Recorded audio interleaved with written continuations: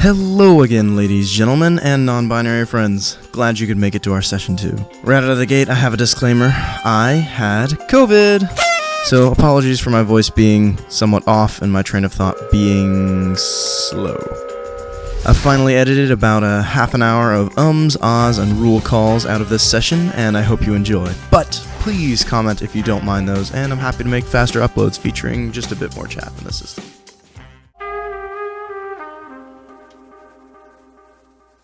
We open up after San and Opie have invited Nijoni and Langford to a bite to eat, quote unquote, at San's friend's dad's restaurant.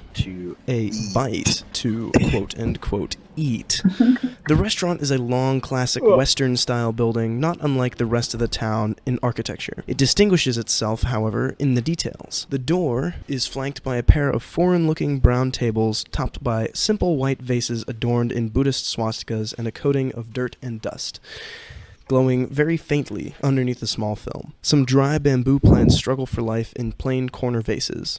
They are distinctly Asian symbols, but rather uncanny to most of you in their simplicity, very unlike the common intricate Chinese styles. Curiously, the smell of sesames, chilies, and fresh tortillas waft into your nostrils. You're invited inside by San. Inside, the restaurant is divided into sections, tied together by the consistent decor across it. On the left, tables are small and low, with cushions on the ground and drawers built in, distinctly lacking a set table. On the other side is your typical restaurant bar, bustling kitchen behind, as well as a deli-style display with fresh tortas and wraps underneath a magically cooled display case. The white, black, and stained wood theming, continued from outside, is accented by pale green Celadon ceramics. And up on the ceiling, you see small papers with various different scripts are suspended by magic a few inches away from the roof. Despite the small size, it feels spacious somehow, probably due to the fair amount of empty tables.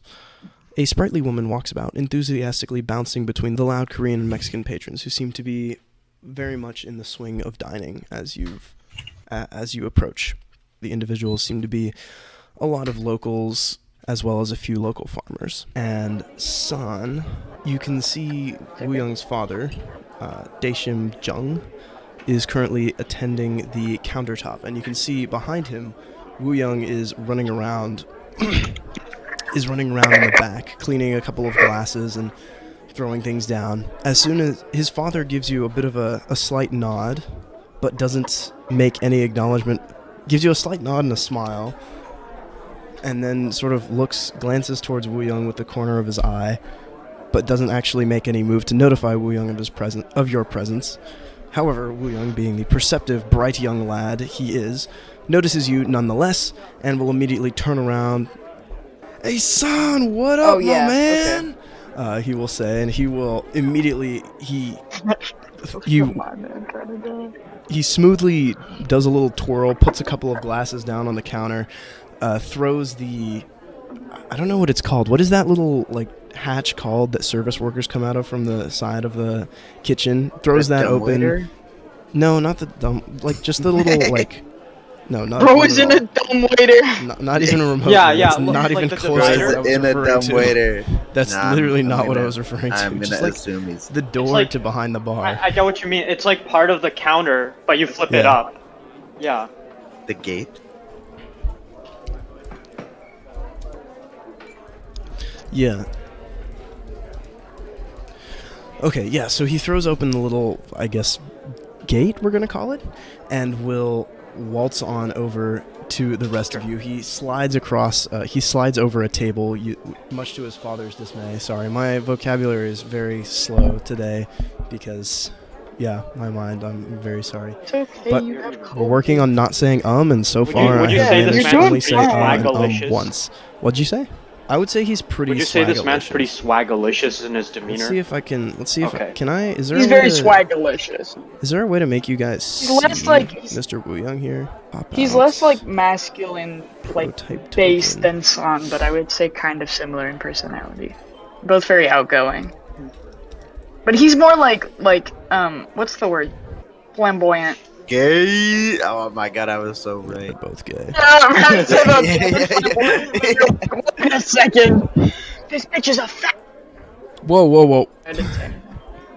Well, Didn't say anything. No. Flamboyant. I Wait, said why can't I you find have it? flam. you have sensor sounds whoa. for when you upload We this. gotta get you on the Maybe I soundboard. should. Wait, on the Discord soundboard. Maybe This I should bitch is have up. some.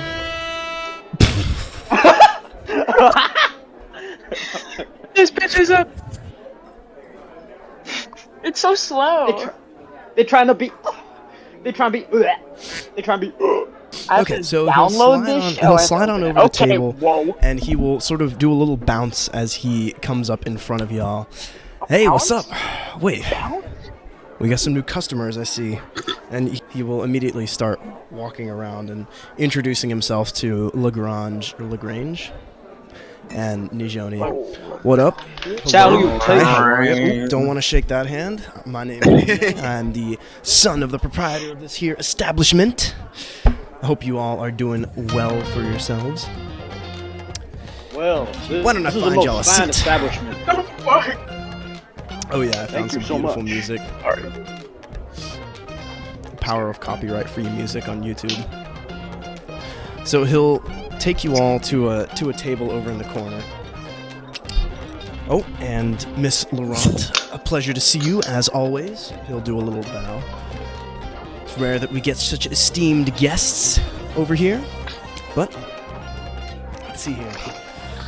Yes, we should have a table for 4 right over in this corner here. You'll have to pardon, or I guess 5. I don't really need a seat though. That's fine. I guess you'll have to pardon some of the patrons. The farmer over there, yeah, that guy, Jameson. Yeah, he's kind of drunk. He's been kind of complaining all day. Yeah, I know. It's like early afternoon. Something about like ghosts in his farm. That was a weird one. Oh, Ghost. But yeah, we've got the rest of the. you quest added. Talk to Mr. Jameson. Ghost. We got the usual crew. We're doing pretty well for ourselves. We just actually, the spice dealer just came by, so we've got some nice stuff. Getting ready for the festival, so been pretty busy the last few days, but always got time for my pal. Anyways, he says as he slides you all into a chair, kind of like pushing you in a way, not like physically pushing you, but sort of smoothly guiding you into a given chair. We got some pretty good stuff. So, Get up, booster seat. listen, son. All right. Actually, let me take orders before we talk shop here. What can I get y'all? Well, what's on the menu? Oh, we got some pretty good stuff. Juan Diego. Actually, he's out right now. I don't know where he is. Maybe I'll. Have you seen him around, son? You have. Wait. Was this the guy that was in the guy that was protecting the kids while we fought? Yeah. I think it was. Yes. Yeah, you was Randomly cool. yeah, bland. do you remember when all that? Do you remember? Okay. Do you remember when all that stuff went down, like with the guy, these guys, Some Couple big big crowd. mosquitoes. Remember all that stuff happened 5 minutes ago? Yeah. Well, it's on there. He was taking care of his kids, but we Actually, got it covered. He's doing okay. somebody now. was just talking about that. I was actually just talking about that with our spicy friend. Kaylee, I don't know your character's name. Oh! All right, but anyways, what we got some good stuff. We've been cooking up a storm. Have you ever tried Korean food before? Oh, This is the part where it's unlocked in your journal that this is Korea. Never in my life. I'm not talking to you, son. Oh. He'll give you a light Okay. push. I don't believe I've had the pleasure. Right, so we got some You're in for a Korean-style treat. beef This is the best tacos. place to go. Oh yeah, kimchi enchiladas. Let's see here, clam chowder with gochujang. We made there's some weird stuff. Juan Diego made some kimchi mac and cheese recently. That one was surprisingly good.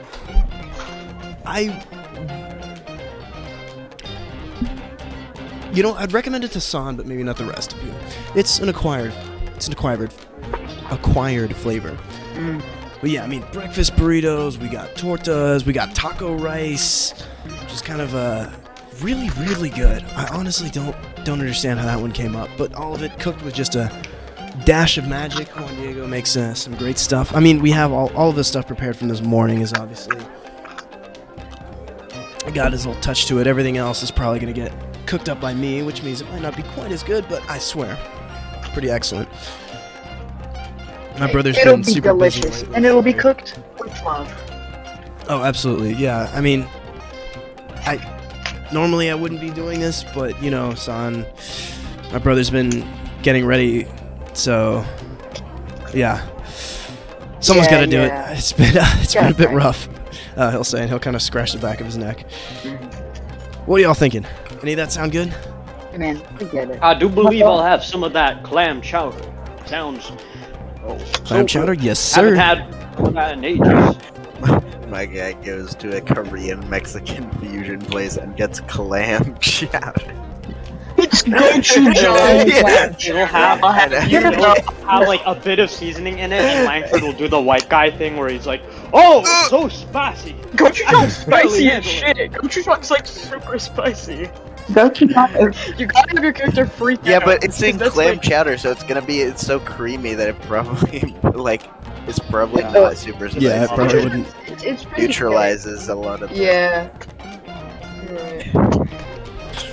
Before, You know, my personal favorite. real character quickly, is sir. Goku. I might ask. Oh, you're Yes, so sir. bountiful in your ingredients and dishes. I mean, I would assume that this unfortunate conflict out east is affecting supply lines. Yeah. It's yeah. Nah, we're doing fine, he says. But you can tell that Oh, maybe that's he's not wonderful. doing so fine. No, we're He's doing not. great. We've got a veritable bounty over here. Can I get you anything to drink? Oh, well, I'll just have some iced tea if you have any. Iced tea? You got it? I mean, wait, really? Iced tea? Yes, I just need something cold. You see, me and my companion have been wandering the deserts for quite some time now. Just Alright, fair enough. tea, water, anything like that. I'm actually quite Nobody's parched. down for some soju? Yeah, he kind of gives Son To a weird look, like, celebrate? this guy's like getting iced tea? That's not what I expected, kind of thing. I will have some Ain't nobody water. want to celebrate? I'll just have some water with a breakfast burrito, please. Yes, ma'am. A water with a side of breakfast burrito. Yeah. What is soju, by the way? Well, Oh, it's great. I mean, you're a soju? cowboy, right? You've got to. Delicious. Tastes like water, goes down like vodka. You gotta try it. Come Pretty on. much. If you're a Oh. cowboy, that's real cowboy It's juice an right there. alcoholic That's your drink? fuel. Oh, Oh, yeah. ah, Oh yeah, you got yogurt soju. well, perhaps I'll save Come on, some one for round, later. one round. Alright, fine. Oh, just one round, you see. Sorry, I'm a bit One iffy round, around it. yeah. Hey, I I'm making was me a and part of margarita, my too. town's temperance league, but I do imbibe and drink. Yeah, man. Temperance league. Whatever you're comfortable with. Very common in this era. I heard you were part of the temperance league. Yes, You know, sir. back in I the will day. be right on back, he'll say, and he will waltz on over to the other kitchen counter, almost bumping into the waitress, apologizing once or twice, and then flipping open the hatch and getting to work on the cook. He did get it. Wait, no, he didn't get food from Nijoni. Shit. I didn't order Nijoni any didn't get any food. food. No, oh, that's right. You don't eat food, do you? You just wanted No. water. Oh yeah. He's just so smart. He already knew this. Right, he's crazy like that. So he'll start frying things up and getting some of the pre-made food a bit hot for you. The breakfast burritos, all that good stuff. Clam chowder, of course, they've already made ahead of time, I mean, just like any self-respecting establishment.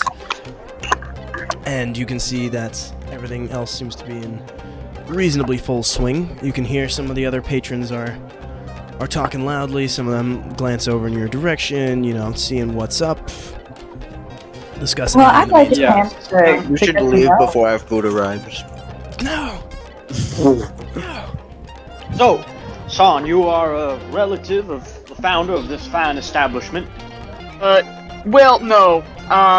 So, Woo-Young, he's my best friend, we grew up together, we've been real tight forever, so I'm like a second son to his dad, but we're just besties, we're like bros. I see. Well, it is quite interesting. I've never seen anything like it. This land it's from. They say it's called Korea. Yeah, we all came here, we got this Mexican food that we got to learn about, and then we have our own food. Mixing that together, I think that's something really special, so... Oh. Yeah, I love that Well, Woo-Young's so passionate about it. Well, I am so excited to try. Yeah, I'm so happy that you guys are here to try this amazing food. Yes. Take my mind off of the recent unfortunate altercation. I hoped it ended less violently, but let us not think about that. Yeah, now it's time to celebrate that. We worked hard and... Yeah. Gotta get our nourishment. Eat well.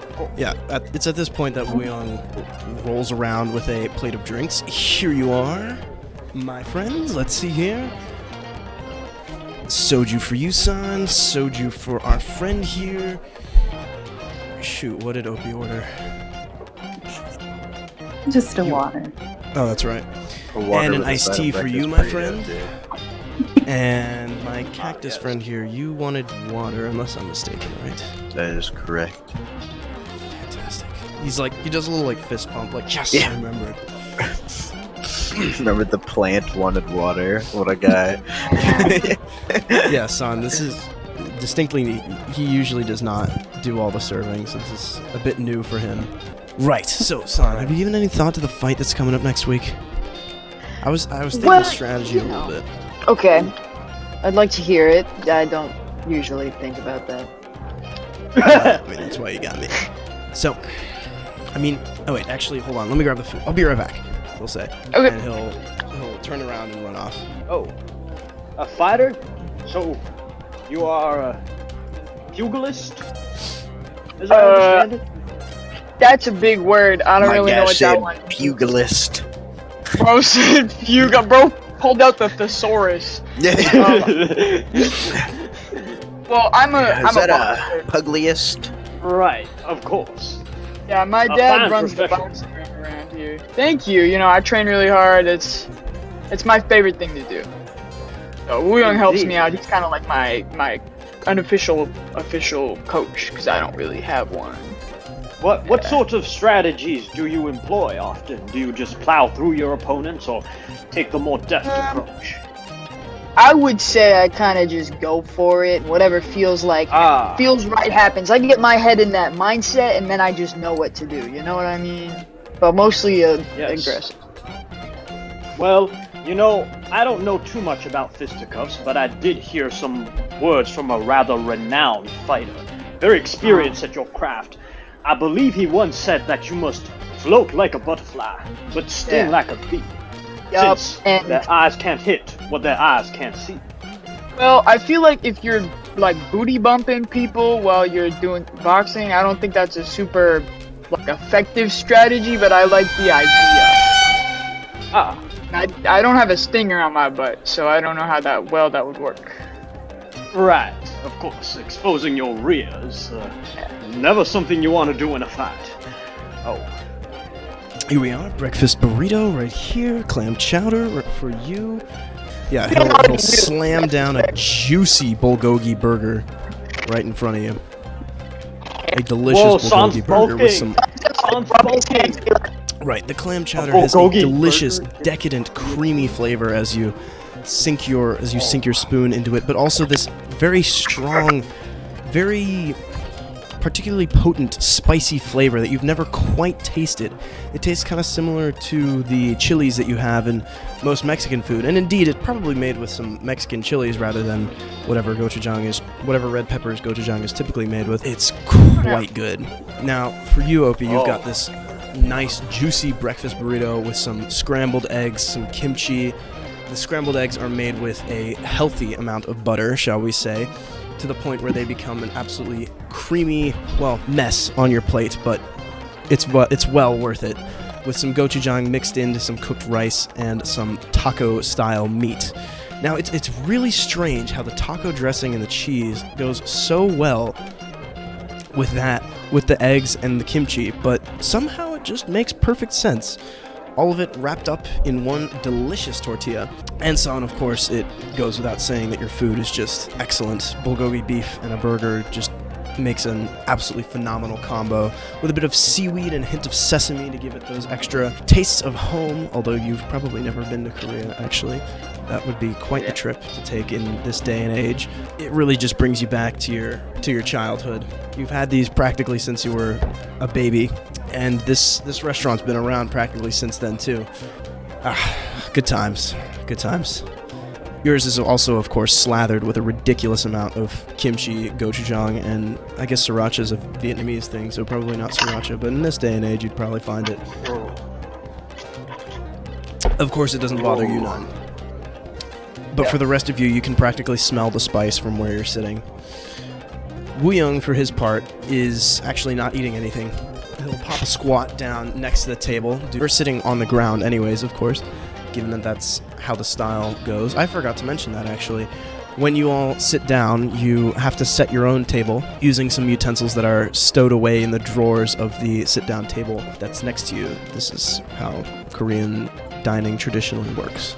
So San, I suppose, probably guided you through that to the point where it was so natural that I completely forgot about it, and I'm sure that's what happened. It's not that I just forgot the whole detail that I had planned in right now.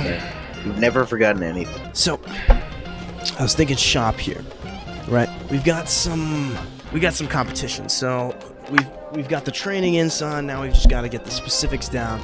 Now, I scouted the motherfucker all the way over from San Rafael, spent a weekend there, watched a couple of his practice matches. He's going to be a tough one. He's got a mean cross, loves to play the chin game with uppercuts, so watch out for that one. He's got some scary combos, too. I mean, okay, I think he shouldn't be any problem for you. As he's saying this, you hear his dad shout from the background, "Woo Young, get a new corn cob for the outhouse." I'll be right back, guys. He'll say, "Good talk," and he'll pat San on the shoulder, and he'll stand back up and waltz on away. Well, that was informational. Let's dig in, shall we? Oh, yes, sir. Some of you are probably already.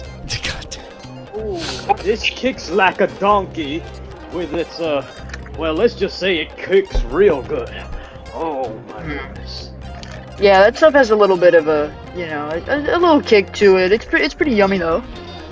Pretty tolerable. It most certainly is. Ooh. He's like snarfing it, like he hasn't eaten something like this in ages. You can see snot streaming down his nose. Oh, it's so good, but a little bit spicy. Nothing I can't handle, though. Fun. Hey, what man, we type can of get food some. do you normally eat where you come from? Oh, What did she say? I couldn't hear. He's dying. What type of food do you normally eat where you come from? you see, me, kind I'm of- usually what- quite frugal, just grits and that sort of thing. Typical cuisine, but, well, You'll be eating good here. yes, thank you. Having the best of the best. We got you covered. I've been Eating to the good. culinary depths, let me tell you that. Eating hardtack for, well, years, so it makes me appreciate the finer things Thank such as you. this. Yeah, we got fresh meat for you. You'll never have to eat another pirate's booty again. No. And he means that literally. Well, Delicious. water but this is is not certainly usual. good. That's good. We love a good water. he's Yes, sir. just soaking it in. Just dumping it over himself. Y'all are chatting, and you can kind of hear in the background some chitter chatter going on, and eventually one of the farmers who's talking will turn over to y'all and smack you on the side of your shoulder, son. Boy, I heard y'all were fighting some undead up there. Is that true? I heard some crazy rumors about a bit of a scuffle on back there. Yeah, there Undertaker is a little wouldn't be bit of a pleased about it. scuffle, but we got it covered, so don't worry, man, you know. None of the residents were harmed, so we're all chilling. Don't worry. I mean, you're all chilling, but here, listen. Talking about undead coming to our town, I mean, that's pretty... No one pretty dead. good, brother. We have no reason Who you to hearing believe this that they were undead. Well, I just You heard heard some words, and I don't know, I mean, From who? Jameson here, Farmer Jameson, he was saying some pretty crazy things that were happening with some ghosts showing up on his farm. I mean, undead everywhere. I heard the Hey, mayor we'll check it out. was consorting I with don't some want of... you to worry about it. I heard the Best mayor was not to consorting believe with some of everything you the hear. vampire gentlefolk, which is, of course, a good thing for our town, but, well, it just doesn't... It perturbs me that these creatures are coming around, and I mean, I heard these undead that you encountered had, what, free will or something of that nature? That doesn't... We didn't that just encounter doesn't any strike undead. me as Don't worry quite about right. it. It's best not If you to hear believe more, everything you Let us hear. know, okay? And Let me know if you you hear any more. speculate about the mayor's activities like that. Oh, he didn't seem to recognize Opie. He shuts up instantly. I wasn't saying nothing. Pleasure to see you, ma'am. And he'll do a little... He'll take his hat off, and he immediately looks from side to side. Well, if you hear more, if you have any more Yeah. worries, just let me know, okay? Well, but I don't gotta want you to worry, stress another about it. We farmer got it says covered. from over to the side. I'm just annoyed the mayor hasn't been sending more men over there. I mean, we whipped... we whipped There's nothing the wrong- Northerners in the second Battle of Manassas. I mean, kicked their asses, practically sent them all the way running back up to the There's border. nothing to send man I'll for. say. While they're talking and like Langford's burying himself in his chowder, you like We if haven't you been guys sending look much closely, men up he like there, not at reacts all. for a second and then he just goes back to his food.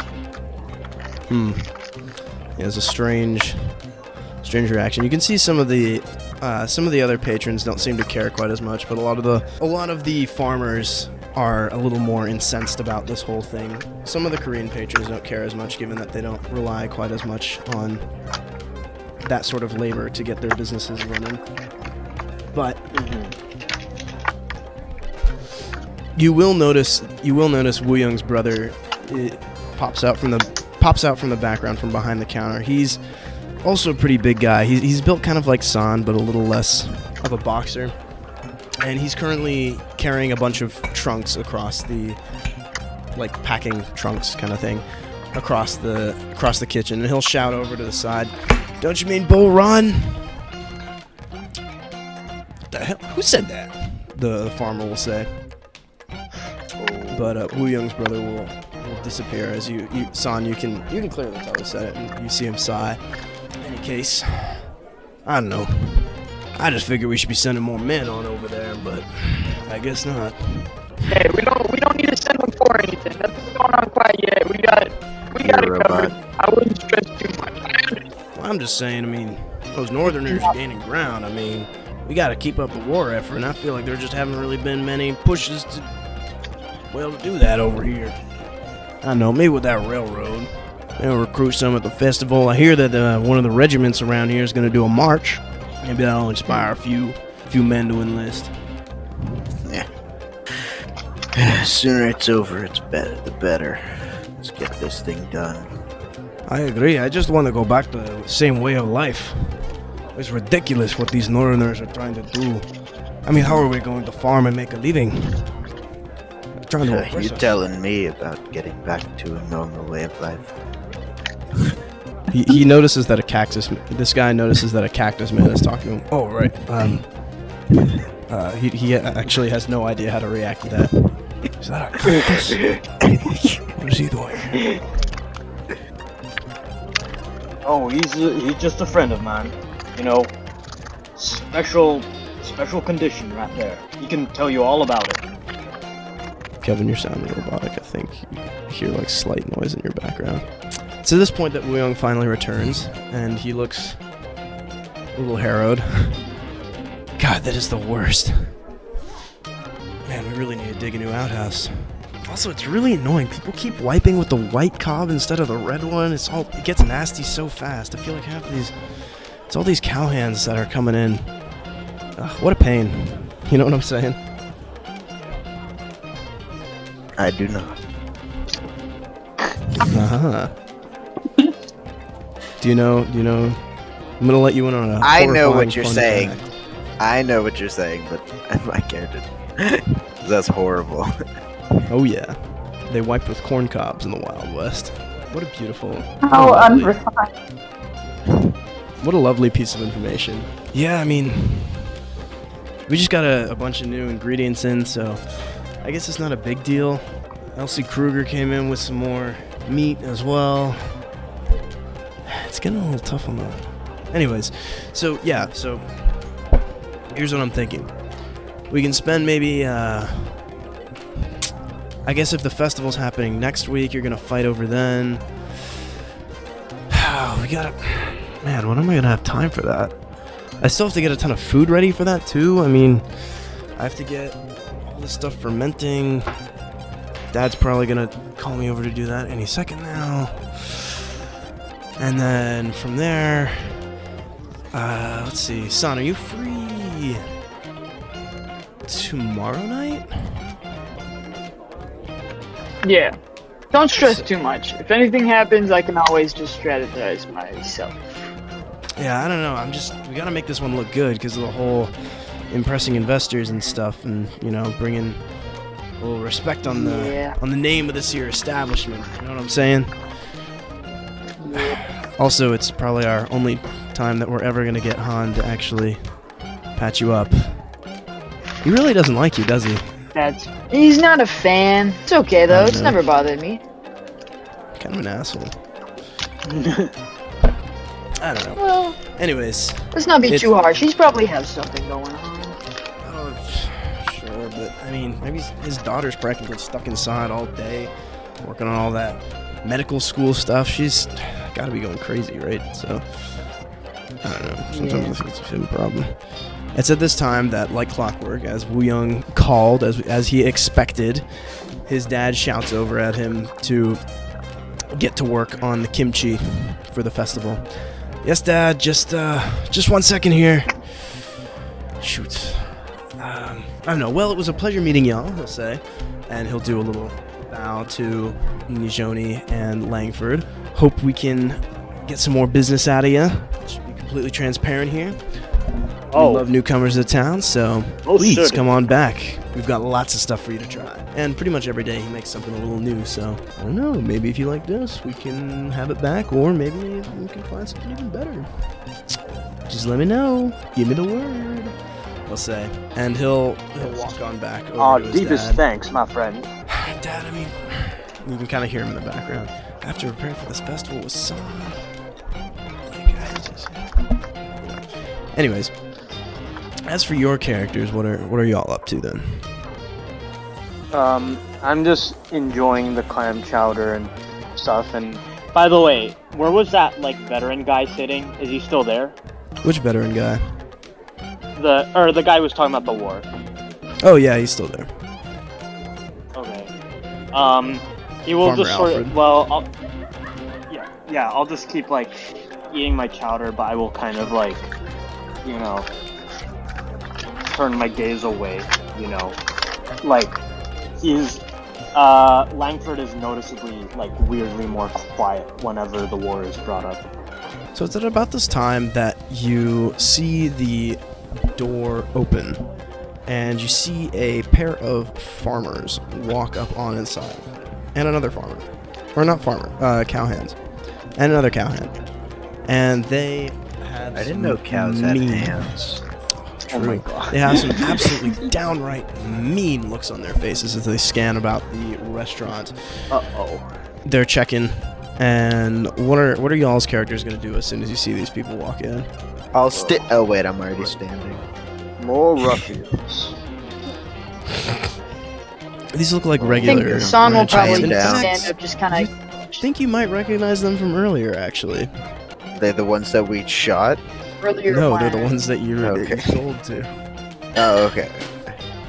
Are they angry at us? Oh shit, Oh. we better sneak out the back They door. look pretty irritated. I'm gonna Nijoni, we tug must use the on bat. exactly.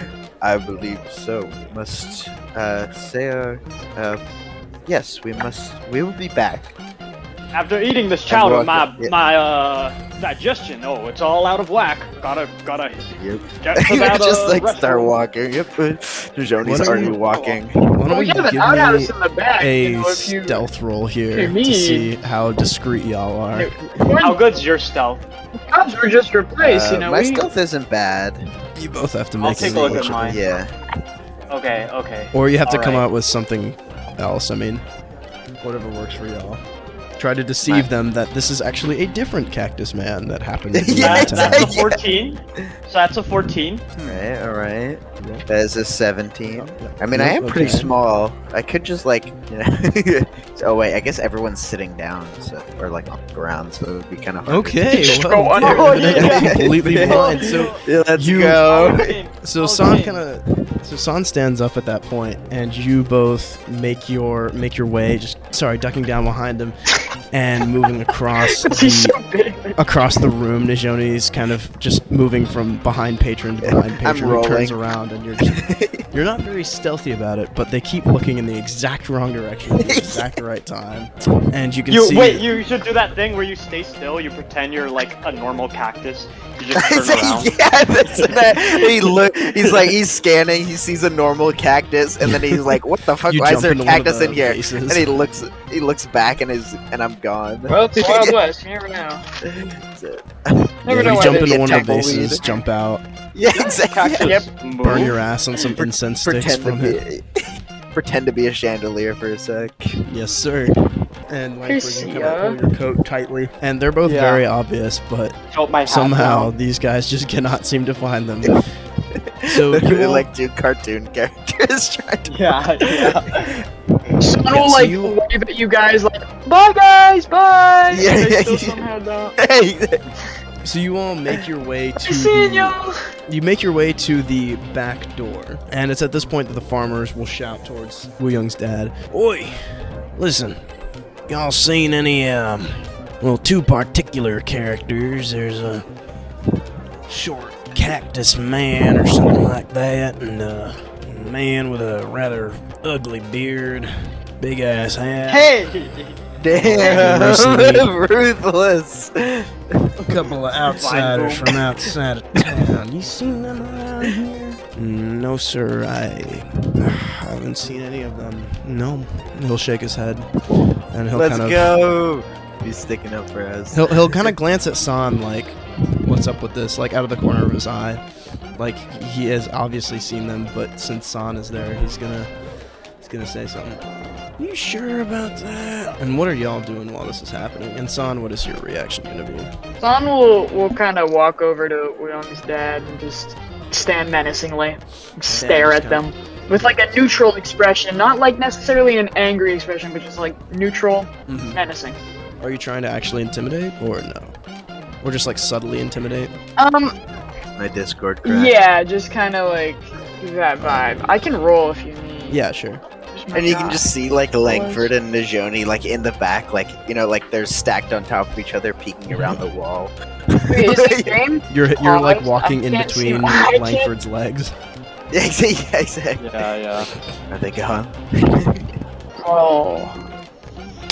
Damn. What did I This is roll? What did I scary roll? enough. 19. Okay. Ah! And then 21. Nijoni and Langford, I'd like you to make one final check of some kind to slip out the door, as you're gonna need to. You're gonna need to make sure that you opening a door, which is a particularly noticeable action, goes unnoticed. We'll I roll the good roll- old stealth. Can I roll What's that? deception to somehow distract them? Yeah. Yeah, I'll like either do the of you lock. could. I'll do the door opening, and he does a deception to distract. Yeah. So I'll roll Alright. stealth. Oh, yeah. You could also roll thievery. Is that what the skill is called? I keep saying sleight of hand. There's and I don't thievery. think it's on. Yeah. Yeah, you They could have also the roll same thievery. bonus. Okay, so I guess just do roll not. thievery for posterity's sake, but yeah, Alright give then. me a deception roll and describe the distraction to me. Okay, so That's a 13. I'm gonna be walking because I'm assuming I'm still stealthy from my previous stealth roll, and so But it won't be stealthy to open the door, so what I'm gonna do is while Langford's opening the door, I'm gonna take out some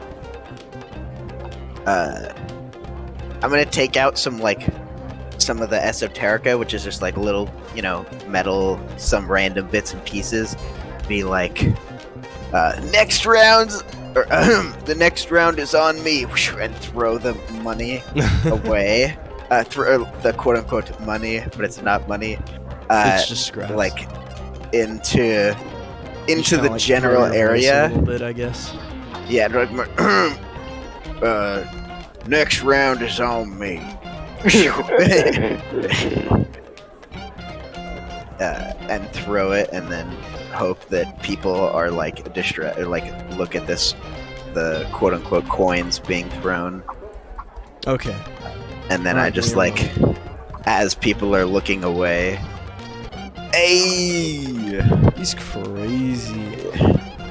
Okay, so Yeah. you throw up the coins, and with a combination of San terrifying these fools, you guys having very successful checks, you manage to slip out the back door as the farmers are just like, maybe we'll go look somewhere. You know what? The farmer will kind of scratch his head and try to avoid making eye contact with San. We'll just check somewhere else. Must have heard, or sorry, not farmer, the cowhands. Must have heard it wrong. That's my bad. Sorry about that. Here, he'll put a couple cents on the counter for your troubles. And the owner will nod and kind of give you a subtle pat on the back, San, for thank you. And the angry cowhands, As they're walking out, Son somewhat staring them diffused down. cowhands will see themselves out as you all slip out the side door. Yeah, and for that masterful little bit of interaction, all of y'all will earn a hero point here. So Yeah, you can go ahead and add that. I forgot we had those in this Yes. game. Yes. You're robot We'll Kevin, lose by the all of way. them at the start of the next session. So Oh my god. No. if it's any no. consolation, it's not too robotic. So your characters slip out the side door. I guess just We're just taking off, Trying- right? I think I'll probably talk to Najoni, figure out what we do next. we don't want to just skip town, but maybe just hide out for a bit until this kind of blows over. People forget about it. We're Okay. gonna have to lay low again, my friend. But I don't know if I want to leave this town. I think the prospects are too good, though we might have soured things with that little stunt of ours. Plus, we did a service for the town. Multiple. Perhaps the others had different experiences, hopefully, than those individuals. Well, we can't leave now, and perhaps I should consider not performing so many bold schemes. It's not often that we get a town that's this well situated with such good food, I might add, so far from the war. Realistically, it's probably been about 2 hours or so since your kerfuffle. At this point, something like that. 1 or 2 hours. So, we should perhaps find somewhere to lay low for a bit. Could ask one of our friends who we've just met. Well, Yeah. so Mind if I bum a couch for? if you can't show your face around the local inn, maybe we could find a more discreet location. Perhaps I guess we can say that all Jameson's your barn? characters meet up somewhere around here, probably. I think after we decide we're not gonna just skip town, probably can just head back, right? Or Yeah, you maybe meet somewhere off to the side. At this point, Wu Young has rejoined y'all, and he's furiously talking with San about this punch, this combo, this little thing here. He's doing little boxing moves along off to the side there. since we can't really show our faces at the local inn, in case you get recognized. I was thinking a more discreet place to hide would be somewhere near Jameson's farm. He was the cowhand that was in the restaurant with us earlier talking about ghosts. I'm pretty sure those rumors would keep people away. Not a bad idea. All right, but they're just rumors, right? I mean, no actual ghosts, right? As far as I know. Magic isn't real. Oh, There's only one way to find out. All right. Well, of course. We'll go to this clandestine area. How low will you all lie as you're making your way through the town? Oh, wait, let me kill the cafe. We don't need to necessarily lie super low. You're a cactus. Well, yeah, but that doesn't mean... He blends in. I just mean, just because we did that, we pulled that stunt, doesn't mean, like, the whole town is gonna be after us, True. Like, we're not quite... I don't think we're quite at the level of, like, fugitives. Miscreants. We just need a place to stay, really. Right, so you're just gonna make your way through the town and presumably avoid sons of guns. Making your way downtown. Walking fast. But not too fast as to raise suspicion. Not too fast as to raise suspicion.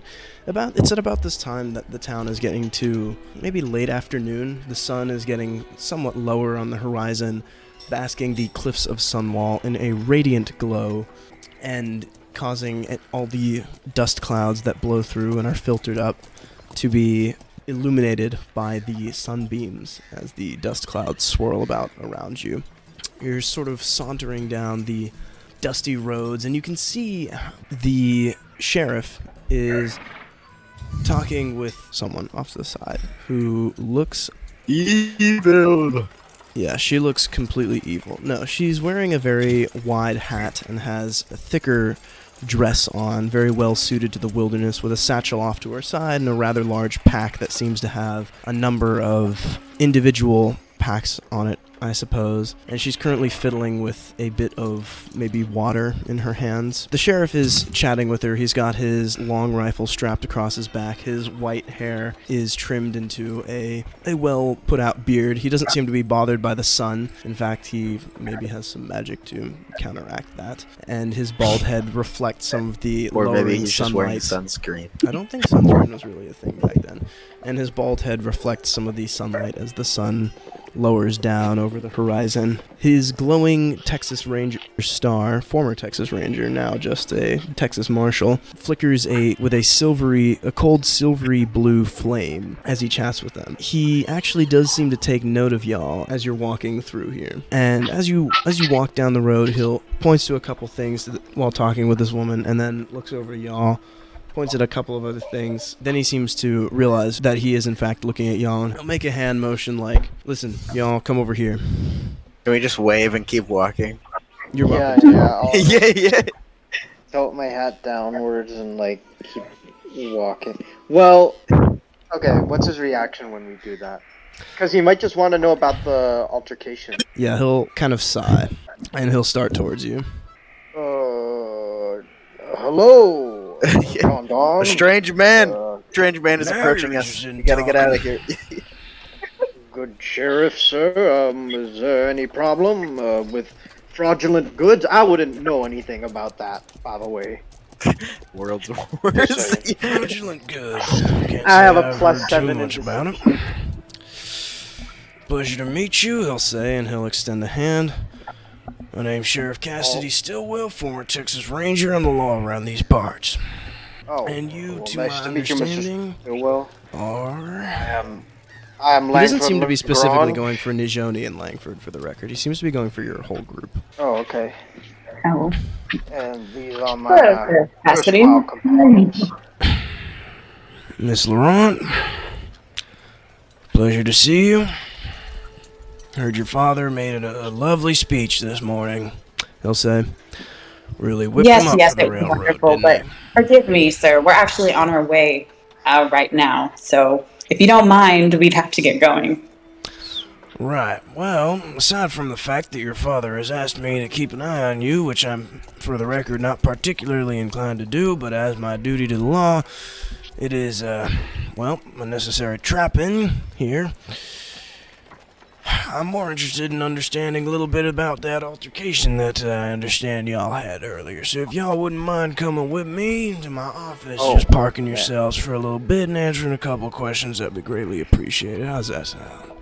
Well, we would, but unfortunately we have a prior engagement down Prior engagement. Sarah, can't you see?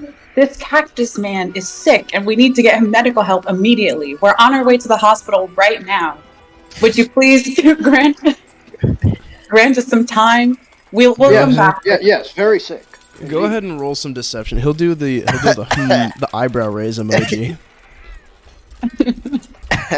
They just collapsed on the ground. It's like, oh no.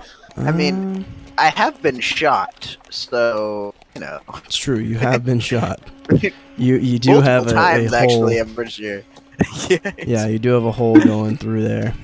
So he'll roll his perception. There we go. NPCs suck at rolling. Damn, he rolled a 2. Skill issue. Well, as I understand, despite this cactus man being sick, he does look like he's having a bit of a rough go of it. I suppose I'm not familiar with the anatomy of cactus people, but I'd be much obliged if y'all would cooperate with me here. I wouldn't have to escalate my authority any further. I'm already having to deal with I wouldn't have enough to of these. escalate my father's authority. Right. He'll roll his eyes. Yeah, sure. I got a couple things to say about your father, miss, but all right is one of them. Fine, get on your way, but why don't y'all make a stop back at my office once you're done? How about that? Will do, sir. Okay. As soon as we get the opportunity. He kind of sighs through his teeth. All right. Y'all see where any of them gang members went? And another note. I'm sorry, we really have no time. We must go. Right. Starts walking away. Yeah, we'll just start moving.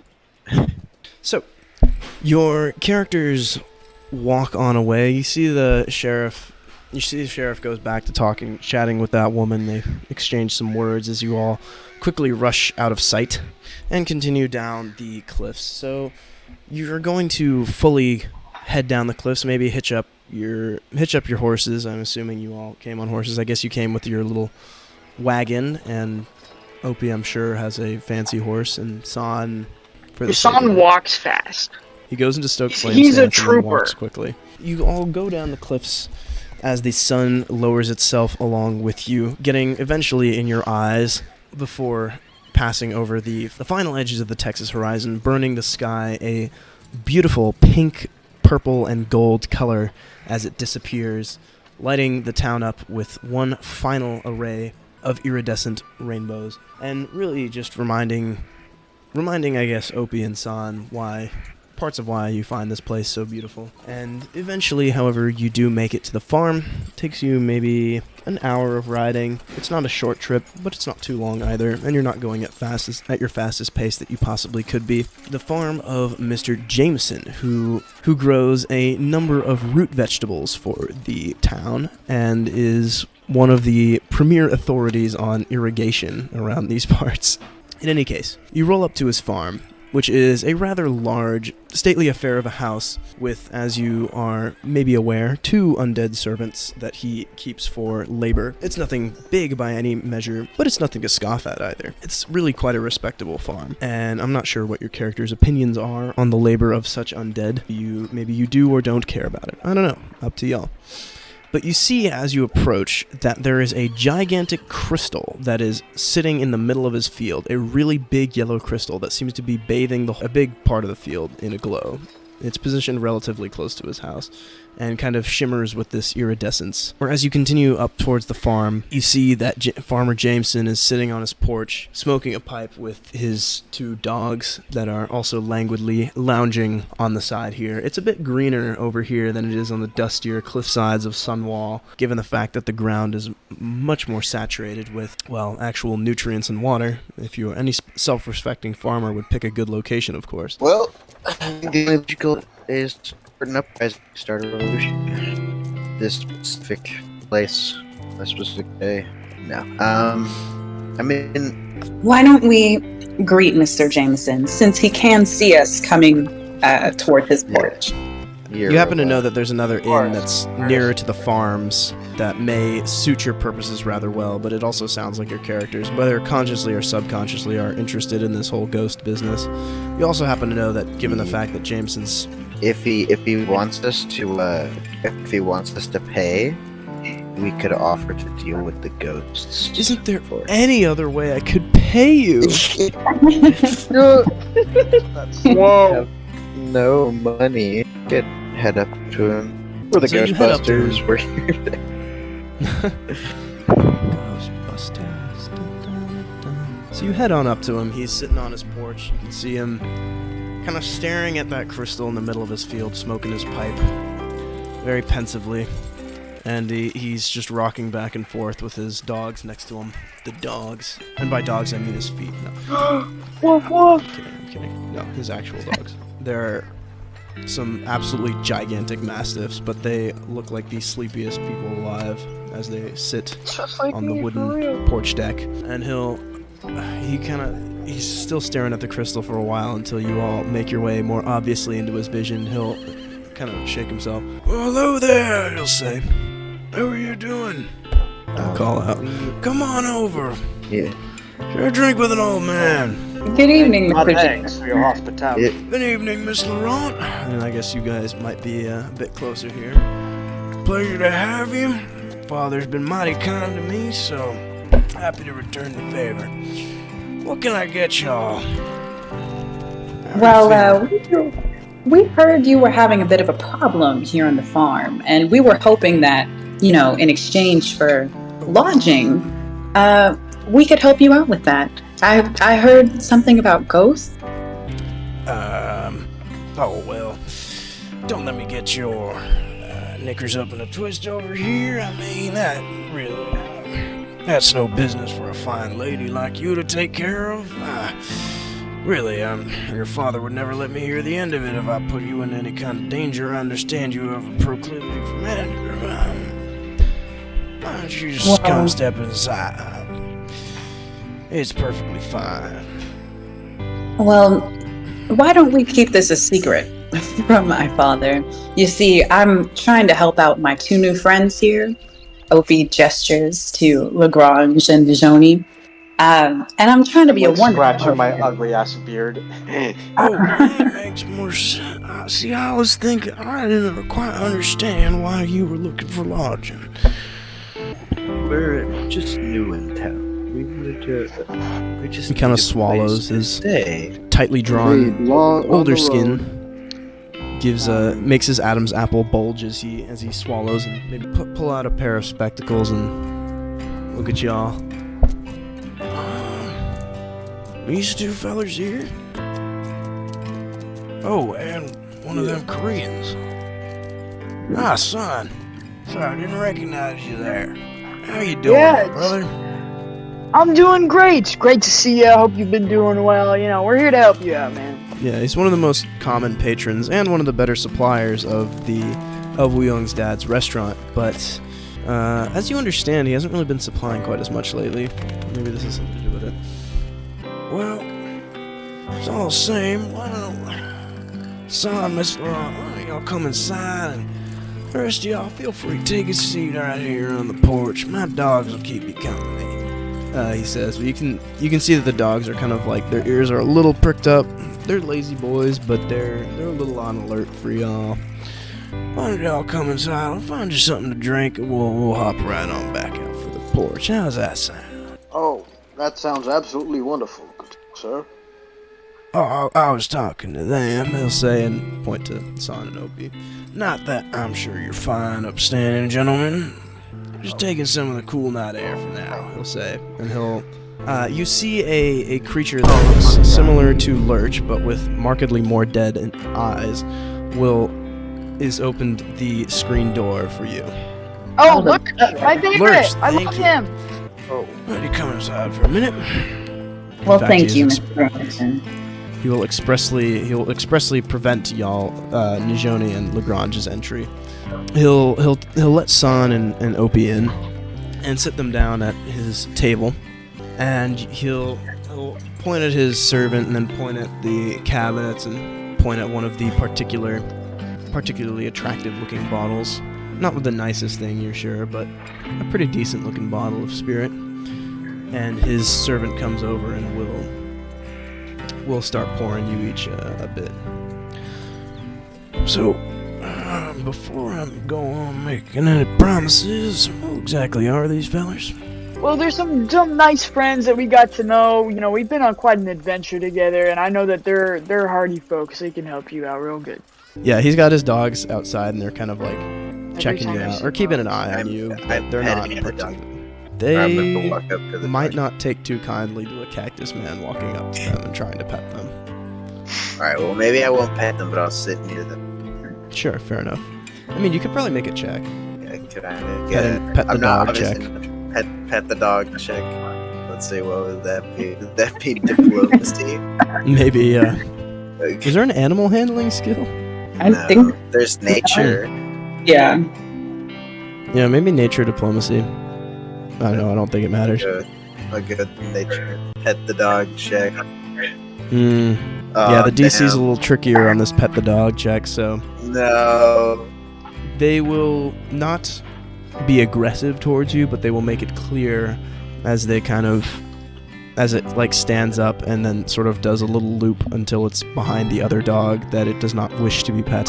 Alright, well, I'll just admire from distance then. I'm just thinking here, I mean, I've never seen these people before. I hear there's a couple strange foreigners that came in, some gangsters. These wouldn't happen to be them, right? No, those were the ones that we dealt with. We got that covered. So these are on the other side of that. Y'all sure?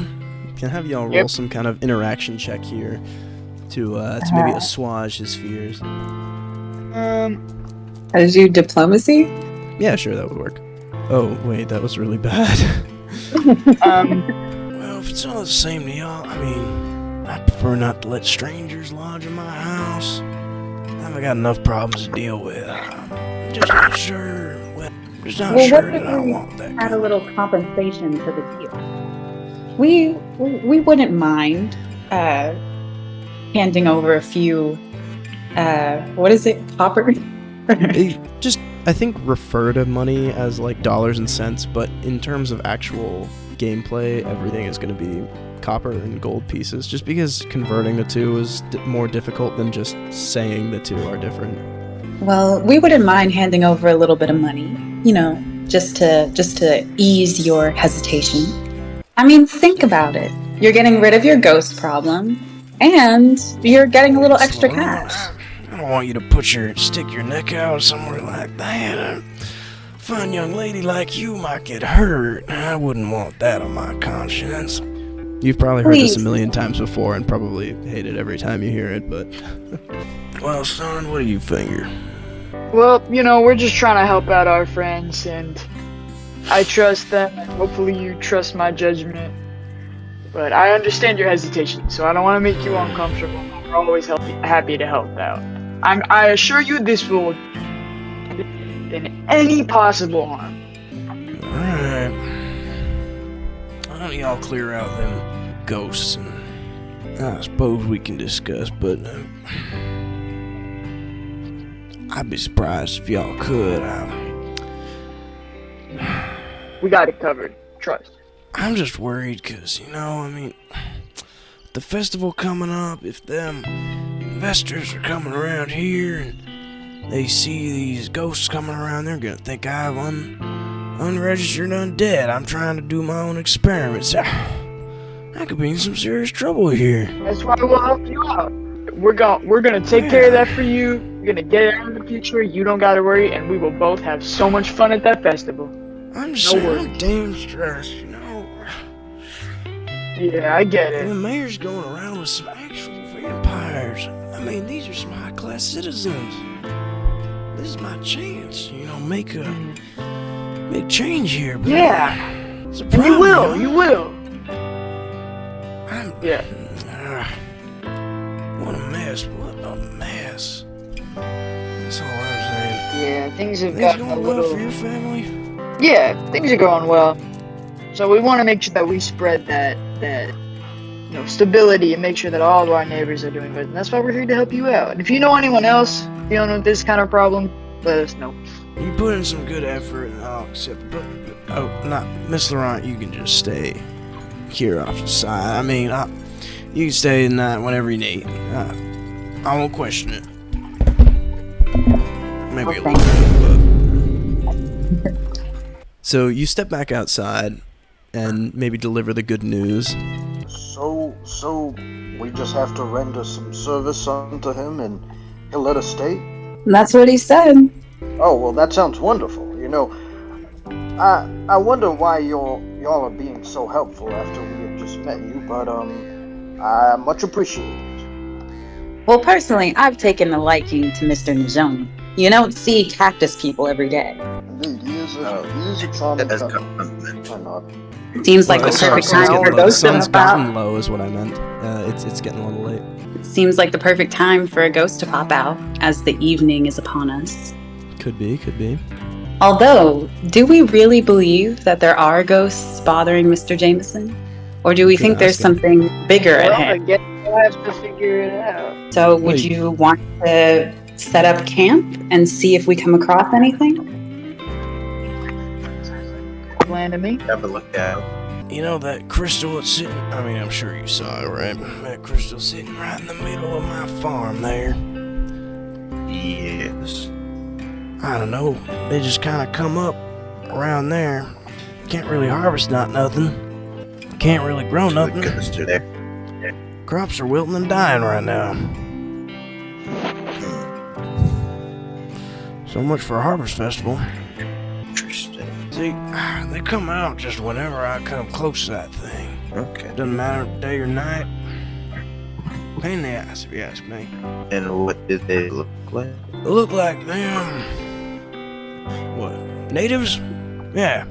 I don't know. I could say Indians, but I don't really like saying that. Even though that's probably what they would say.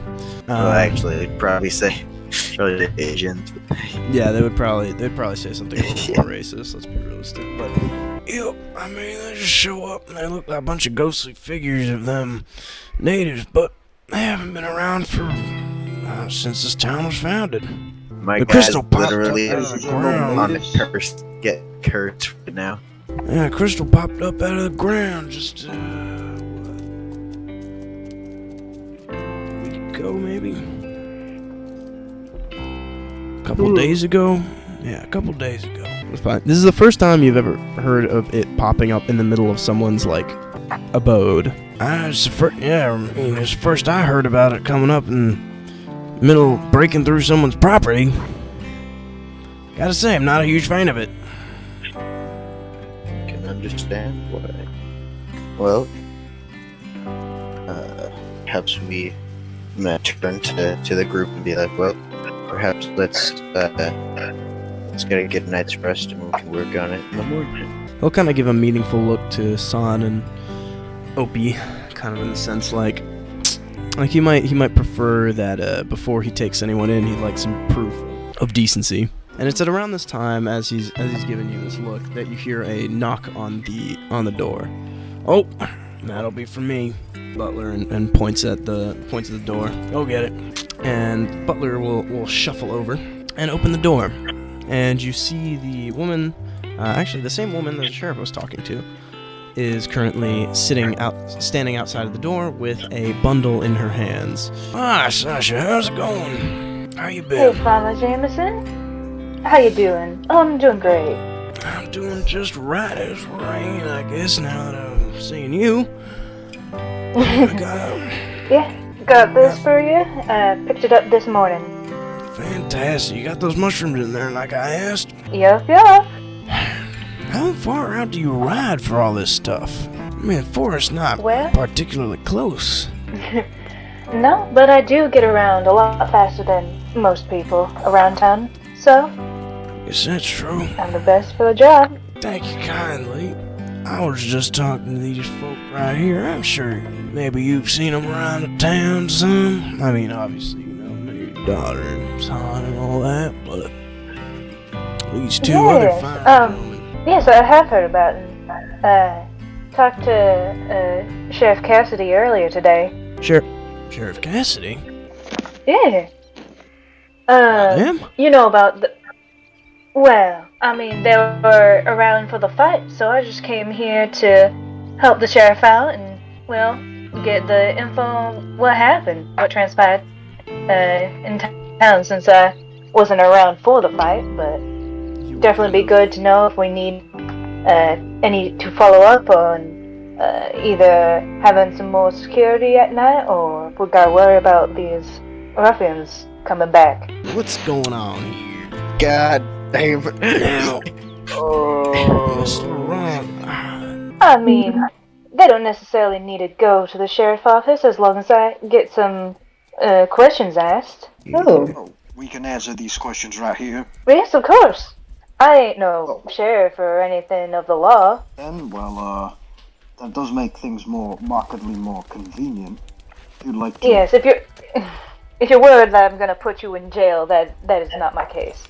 Alright. Well, we have nothing to be worried about, right, gentlemen? Oh, I Of mean, course not. we may as from well what I cooperate. heard, you were protecting the town, right? You weren't Oh, participating in...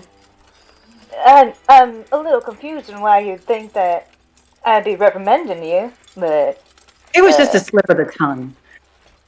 I see. But anyways, should I, well, go somewhere, is it something that you're wanting to talk in private about, or is it fine talking right here? No. I'm fine with, stating things clearly. I have nothing to hide. Oh, alrighty. Jameson, is there anywhere where we can sit down? Why don't y'all sit yourselves out on the porch then? Alright, thank you so kindly. Then Sasha will start heading for the door. Opie stands as she does not want to sit near the dirty dogs. Oh, damn. Excuse you. I'm going to sit right next to the dog. San will do the exact opposite and plop down in between the two dogs and pet both of them at the same time. Huge. I'll kind of be dog neutral. Just sit a respectable distance close to the dogs. Dog alignment. Neutral? Yeah. Alrighty. Although I was not there at the scene when it happened, but I did see some of the aftermath. It was quite surprising to see all that blood on the ground in the center, where it happened. So what did transpire there? Do you know why the fight broke out, or? To me, they looked as if they were common banditos, and they accosted me and my business partner here over our wares, attempting to forcibly take some without our saying so. And, they seem to be threatening some other villages as well. Though I am a bit hazy on the details, their actions did seem to escalate them. So, yes. To be honest, Sasha, it seemed like the group that walked in already had a cruel disposition. They had this aura about them that radiated this ominous energy. And as soon as they entered, we could all feel it. So Yes. when they began to talk to LaGrange and Nijoni about their products, we knew that something terrible was about to go down. I see. Done. But this aura that you've been mentioning, is it something potentially magical based, or anything that would set them apart from other banditos? Well, they seem to have There's a like bandito disposition. a purple glow, if I recall correctly. Mm-hmm. So perhaps it was of magic origin. Were there any others that were there that were not on the floor as you left them? Or did anyone else run away? The gentlemen here, Lagrange and Nijoni, did a wonderful job in, let's say, stopping all of the evil individuals. I see. Yes. We had to resort to force of arms. Regrettably, we had to put them down, but there were children present, and we didn't want to see them hurt. I see. And, Am I missing something, or are we just like blatantly lying? Well, I mean, we saw the kids, right? And they were like there. Like, No, I mean, no. I mean, one of them literally did get away. Personally, I am not going to say. Wait, I thought we anything killed like them this. all though. Because I wanted to let One of them ran well, away. I mentioned that I killed one of them, but we repelled the rest of them, and like repelling does Well, we mean killed like, all oh, of them except for one who ran away. Oh, I thought we killed that one too. One of you guys had like a long shot or something. no, that guy like ran. No, that it's guy not bolted. one of them. I remember a He, guy that bolted. Specifically, I will. I personally will not say anything to the popo. The popo. Well, Yeah. wait, I mean, but I don't really see any reason. At least Langford would withhold like the fact that one of them got away. I mean, Langford can do whatever Langford wants. yeah, I guess. Okay, all right. He'll just be like, well, I should note that one of the bandits escaped our grasp. I don't know where he is now. See, I assume that they went out of your range when you were trying to protect the children present that you said? Yeah, so they were scared off when the rest of his compatriots were downed. Alrighty. And are you able to describe this person that got away in case if we need to send out people to go find them? That's a 6. Right. You don't really remember. He did look like a bandit. That's for sure. He was definitely a bandit. He had a gun, a knife. And Well, I appreciate the information that I was able to get from y'all. Seems that both you newcomers seem to have quite a, well, if I bring this information back, good reputation. Since once you came in, it appears that you tried to help out the town from getting, well, overrun by these banditos. So, I'll put in a good word. Oh, well, thank you. Thank you very much. No problem. And, who was, Nijon and, what was it? Langford or? Langford Lagrange. I see. Alrighty. And while she's been asking these questions, she has a little small notepad of paper that she's been scribbling down with some charcoal. Not a fancy fountain pen? No, not a fancy fountain pen. Right. So she takes some more notes. Y'all are sitting out here on the porch, and you can see the gigantic crystal just kind of sitting in the middle of the field. Clearly not really supposed to be there, illuminating the field in an orange glow. And every now and then you see wisps of, I guess, bluish energy, bluish mists walking almost across the field, but they quickly dissipate. So what are y'all's characters up to then? He says pretty late, right? Yeah, it's pretty We're late. getting. Maybe we should get to sleeping. Perhaps. I know Jameson said, or like heavily implied, that he wants us to get to work now, but also I would like to sleep. You're down 1 hit point, aren't you? But yeah, but you know. You know someone could take the treat wounds action on you anytime, right? pretty sure it's already been done. Well, yeah, but you So can aren't treat I wounds immune to multiple it? times for an hour. Oh, okay. Or Well, but that's not that's from the mechanic from game perspective. well, Or you're from, welcome to from go. in-game. You're welcome to go try to convince him. Well, I'm ready to get to work, but if you'd all like to rest a bit first, I understand it was a pretty chaotic day. Oh, are some of you still hurt from the fight? We were able to treat Joni's wounds, but visibly, he still has a few scars here and there. Scrapes. Ah, I see. Must have been Boo-boos, pretty some cheese. hefty battle then. Yeah, you'd be surprised how fast Joni was moving. I couldn't Really? believe the cactus man was flying across.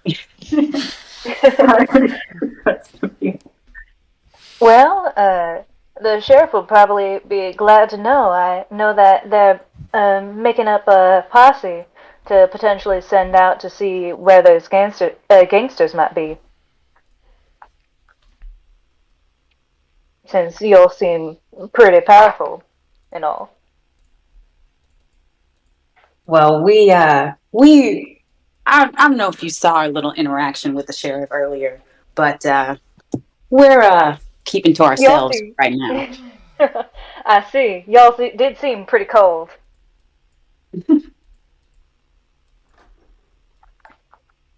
But is there a reason to be so cold? I mean, y'all seem pretty good. My perspective, at least. You saved a bit of the town, and well, thwarted those banditos. So I don't see why you'd be so on edge. Well, when foreigners come into town, we have to be a good host. I didn't want Nijoni and Lagrange to face any predicaments on their first day in town. That's true. That's very true. I'm so sorry about that. I mean, strangers do tend to get a little bit of bad rap around here, but I'll make sure to make some rounds when I do some more deliveries of what good deeds you did. Maybe that I can counteract some of the bad ones people might spread about you. Thank you. We'd really appreciate that.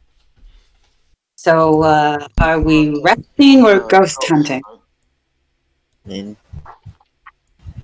y'all know my style, but if y'all want to go, I'm fine with it. Or go. You need that hit point, huh? That is not why.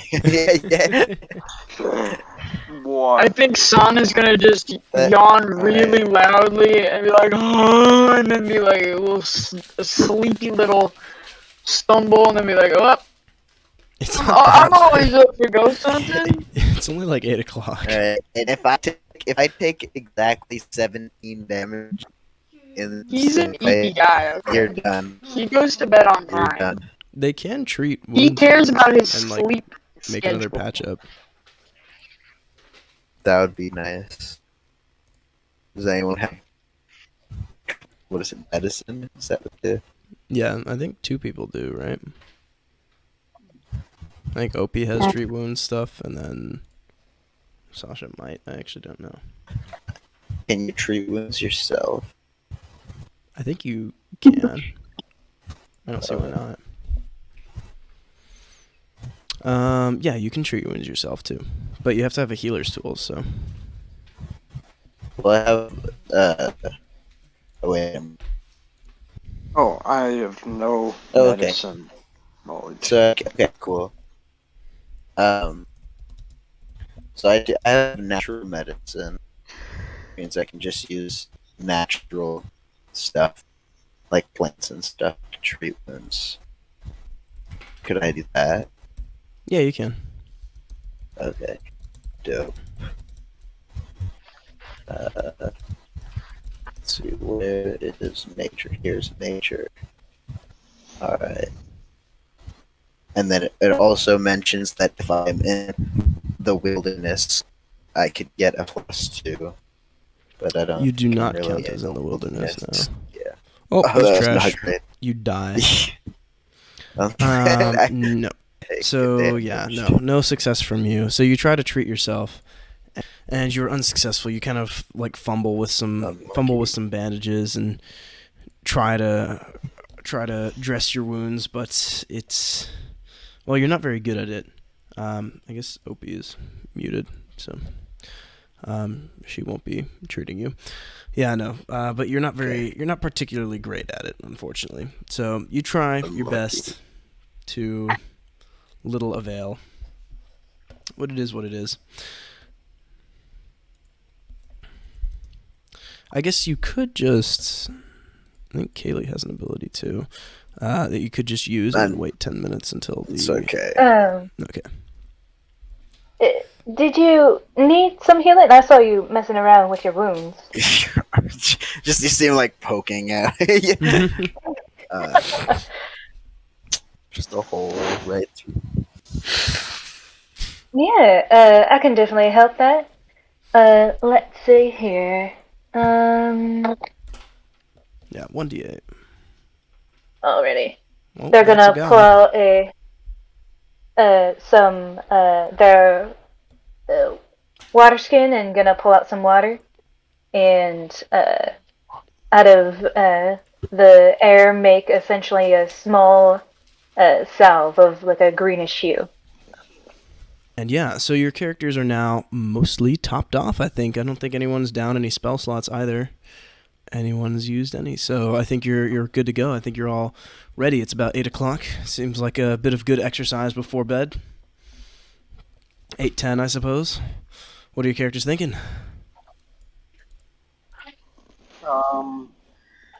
Alright, so should we hunt the ghosts or should we just go sleepy bedtime first and then hunt the ghosts?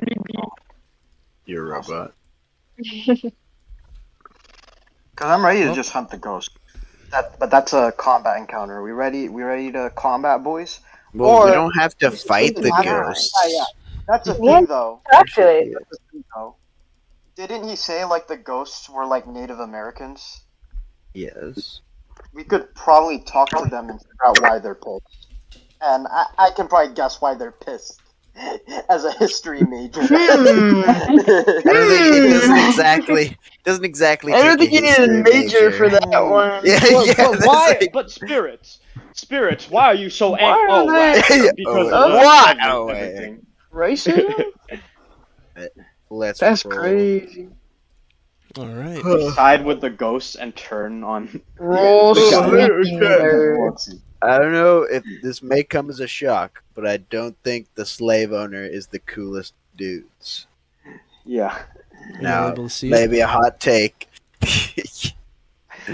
I was like, oh, this nice old man's offering us lot, and then I see his like necromancy labor, and I'm like, well, also that's the zombies that are working the fields. I don't think those zombies are getting paid. Where are the zombie rights? Yeah, zombie union. Yeah. I'm not missing. I'm here. Why are you inside? I'm exploring. I have two tokens. Yeah. I have 2 tokens. Okay. Never mind. One of them's gone. So, Kaylee, what did you want to ask him? Did they already ask him when the stone came about in their field, or? Yeah, but I can recap it for you. Yeah, about a couple of days ago, it popped out of the ground, just ruptured right out. Poked right through it. I was driving. I was trying to harvest a couple of taters out there, and bam! Did you try to remove it? Maybe that might be causing the bad crop. Well, hell, I mean, I tried, but I cracked it some, but that just seemed to summon them spirits over. So I didn't crack it no more. Oh. I see. Did you try to tie some rope and get some horses or oxen and pull it out? Well, as you might have seen, it's pretty big. That is wasn't true, too keen on trying to heft that thing with a bunch of oxen. I did think about it, but I have to take quite a few animals out there, and I don't want to risk my livestock for that. I mean, that is true, but if it's the cause of all of this bad soil, then what do you think would be more beneficial in that sense? Well, soil ain't bad. It's just I can't harvest it none. I figured I'd wait and see. But Well? I guess now I got some endeavoring youngsters, and I'm over here to help. Well, ain't that helpful? Sure is. Well, alrighty. Just curious, Why can't I since hear don't Foundry? see stones pop out of the ground very often. No, I suppose you don't.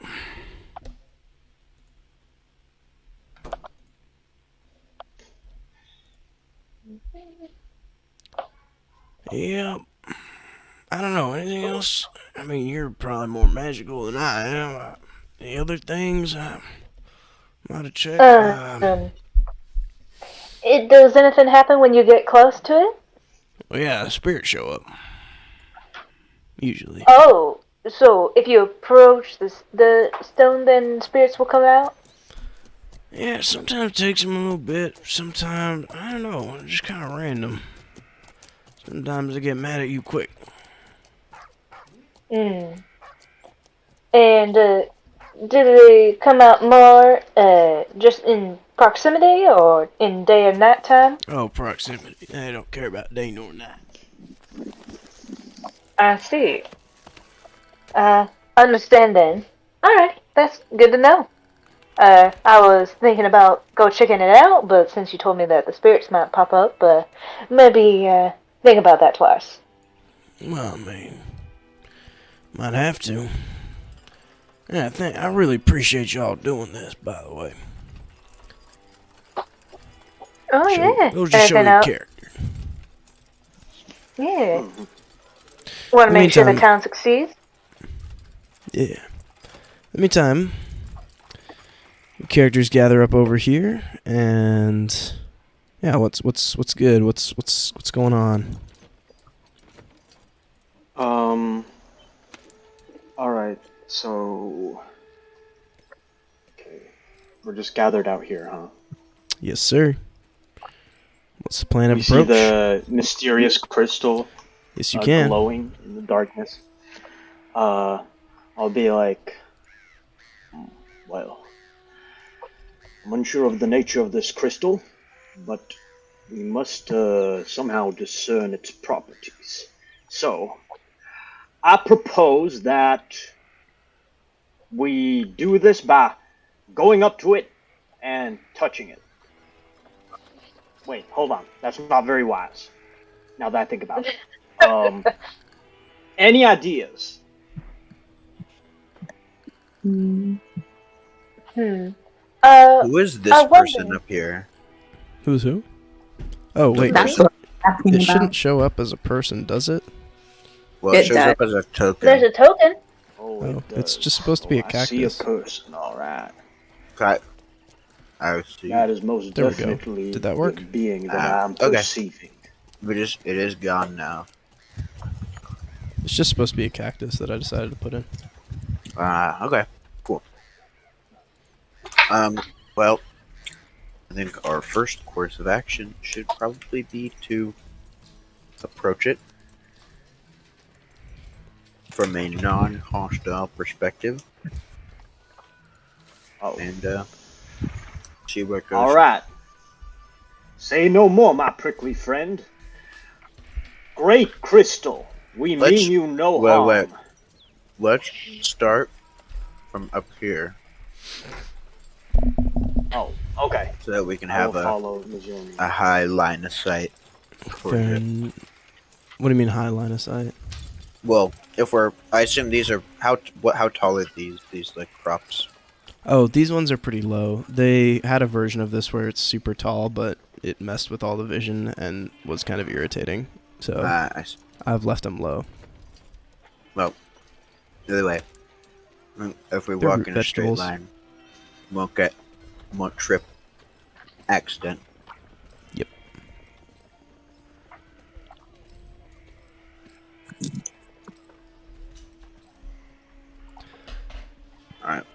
Well, Fair enough. let's roll. So you start to approach, and as you do, you start to see kind of bluish wisps sort of appear sometimes in parts of the field. Ghostly mists every here and there. What are your characters doing? Hold on. Waiting Perhaps for- the crystal is intelligent. Crystal, we wish to commune with you. I know not the reason you plagued this man's farmland, but I'm here to say that we mean you no harm. Right. All right, So the- as you The talking's going nowhere. Yes.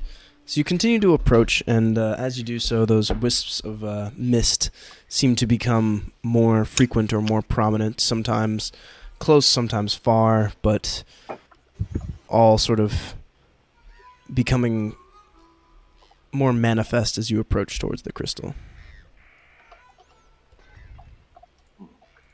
Oh. I'm gonna back away. Going to continue going forward. Nothing stops this man. So you continue forward towards the crystal. And it's at this point that you're able to actually make out a face here and there appearing in the mist. Hello. Approaching towards the crystal, you can get a bit of a better look at it as well if you'd like. Oh. Is that a yes? So okay, yeah. So it seems it has this kind of orange. It's this orange crystal protruding from the ground, multifaceted and glowing, and you can see that there's sort of this strange inside, almost like, I guess, what's a good example? I don't know, almost like a. Oh, you might not want to do that. I don't know if... Okay, you can pull yourself out. I was going to say, I don't know if I can actually get your character out from under there if you do that without killing everything. But it sounds like it looks like it's not a problem.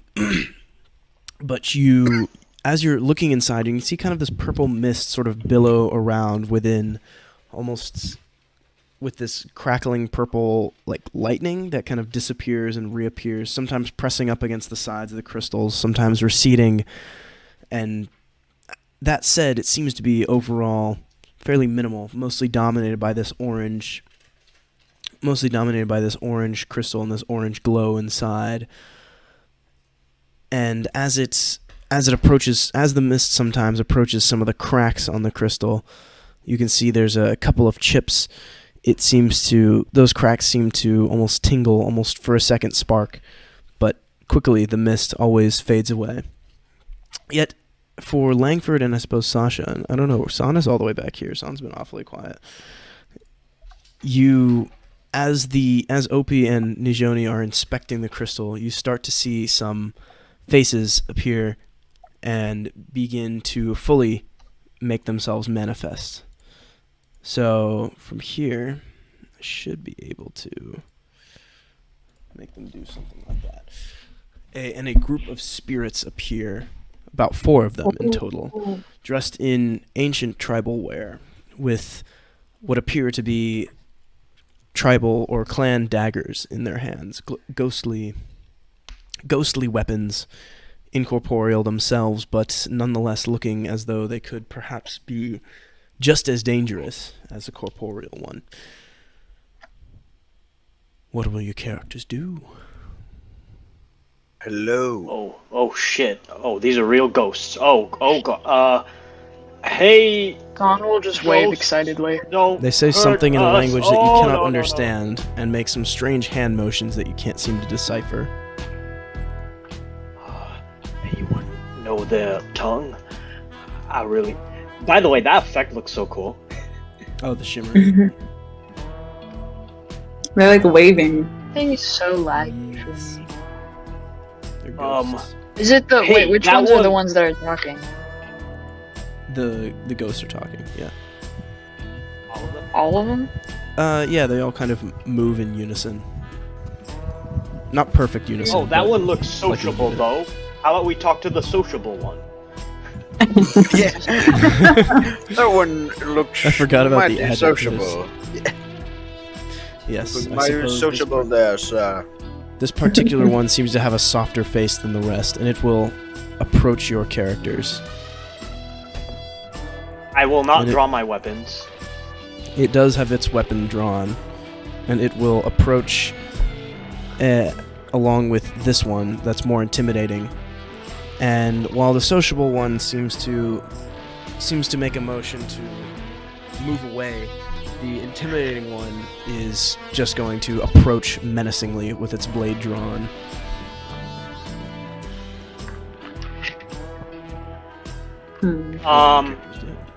Can I try to like make a hand motion towards the intimidating one to get it to quell it? Perhaps like a diplomacy check? Yeah, I think you could. It'll be tough. You'll have to describe what exactly or you don't have to describe what exactly you're doing, but you'll have to maybe describe the intent a little more clearly. What do you So mean by basically quell it? what I'll do is I will like set my gun down in front of it as a gesture of peace, show my open hand showing it that I mean it no harm, and kind of like get down on one leg like I don't mean any harm, we're not here to like start any shit. Very deferential gesture. Yeah, go ahead and roll. What? Nice. What? What? Oh. Okay, so are you That was an interesting approaching it, or noise. are you doing it from here? I will get closer to do that. Like just a little closer, like this close. Okay, it will stop approaching quite as menacingly, but it will kind of make a motion for you to get lost. Get out of here. Move, leave. Oh. It says something in a very It's- forbidding tone. They're angry. They want us to leave.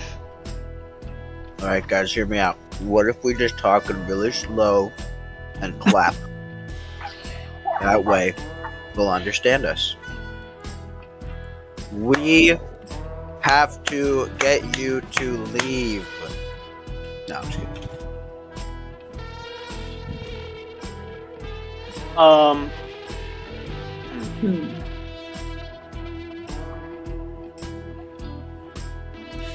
The looks in their faces don't seem to really fully understand your gesture, Lagrange. I should probably, since you rolled so high, I'll tell you this.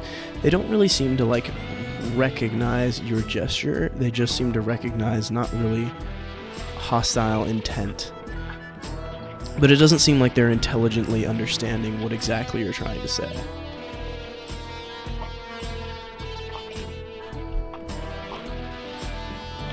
Well, this language barrier is kind of a pain in the ass.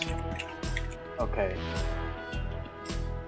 Well, I suppose what I'm trying to get at more so is that they don't seem to be interpreting your gesture deeply to try to understand what it means. They're just kind of looking at your immediate action.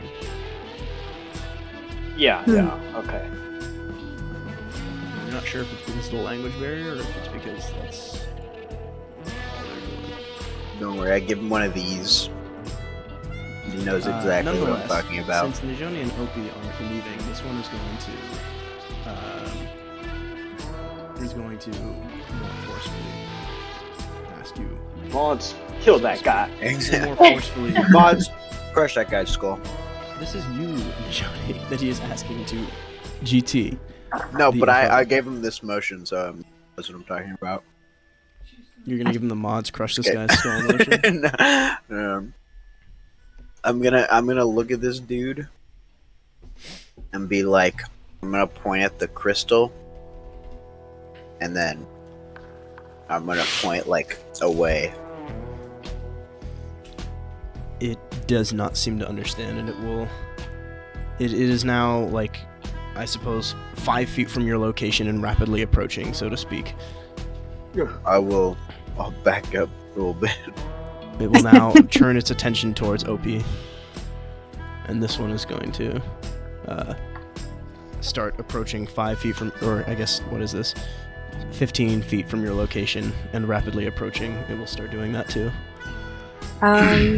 Opie will pull out her pen and paper and illustrate a scenario that she hopes the ghost will recognize. She draws the crystal and their general location and how fast of a draws a big X over the crystal. It's just a stick figure picture of you shooting a ghost. How fast of an artist are you, and are you backing away as you're doing this? Not super fast. Can I do a diplomacy check? I need the answer to those questions before you roll any checks. Oh, what was the question? How fast of an artist are you, and are you backing up while you're doing this? I am not backing up. I have been drawing the whole time while Lagrange and Najoni have been interacting with the ghost. Okay. Then you may want to mention that when you start drawing in the future, but I'll let it roll here. Yeah, sure. Go ahead and I guess roll a diplomacy check, but it doesn't seem super interested in the paper as you hold it up to it. Oh. Let's see here. Well, it's a pretty good roll. So it will, I guess, actually notice the paper. It will see that you are trying to hold this paper up to it, but it will nonetheless continue to press back or press forward at you. I guess it won't actually physically go into your space. Actually, it might. It will certainly threaten to. Can I make a... This one as well, Donovan, is not a fan of you backing, like, sideways towards the crystal. Yeah. Could I make a exploit vulnerability check? Yes, you can. Okay. Beware, though, if it recognizes your action, it may take that hostile. I mean, I think in theory I'd just be analyzing it, right? Like I'm just looking at it. Yeah, but you'd be like sizing it up, kind of thing. Okay. So it's not a very abjectly hostile action, but it might. Okay. It might not be happy about it. What you do know is that they are typically bound to some kind of a site and are incapable of straying more than maybe 30 feet. I'll give you the ballpark estimate, maybe 30 feet from that site. But at the same time, you also know that they are usually also extremely weak to any kind of positive damage and will often crumple at the slightest hit. Which is a good thing for you, considering what happened last encounter, now that I think about it. I forgot about that whole ability. Well, and let's see. I'm going to assume one of those is a lie. Let's see here. So, in addition to that, San, Langford, and Sasha, what are y'all doing? What's this eclectic spirit doing? It's just kind of watching you. Oh, I didn't even see that one back there. Can I wave at it? It doesn't seem Say hi. No. But you can. It will take stock of your wave. Stock taken of wave. And the rest of y'all. Wave. San and Langford. Let me take a look. San is kind of like, I don't really know what's going on, but this is cool, so he's just gonna go up to some ghost. Uh-oh. Hold on, San. Hold on. Yeah, so they're going to continue to ask you, Langford, and San to back away. And Opie, what are you doing at this moment? So you show them the drawing. It will note your drawing, see that it exists, and nonetheless, it will ask you to back away. It is not like pointing at you with its knife, but it looks like it's pretty much about to if you don't start moving.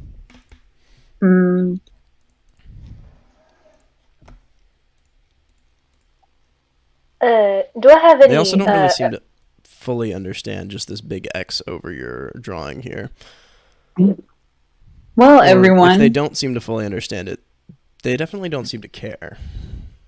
Do I have any native healing herbs that I've found on my foraging trips? To maybe if words don't work, maybe action might. What are you trying to do with these herbs? Just like as in like goodwill. I don't know if it's just Oh. words or actions, or since So- Sasha's one of the farthest people away from the Yeah. stone. So the native population here isn't. They don't really exist. In fact, this is probably the first time you all have ever seen a native at all. So you unfortunately don't really have any knowledge of their customs. And it's not like they were driven out by the settlers or anything. They were just never here to begin with.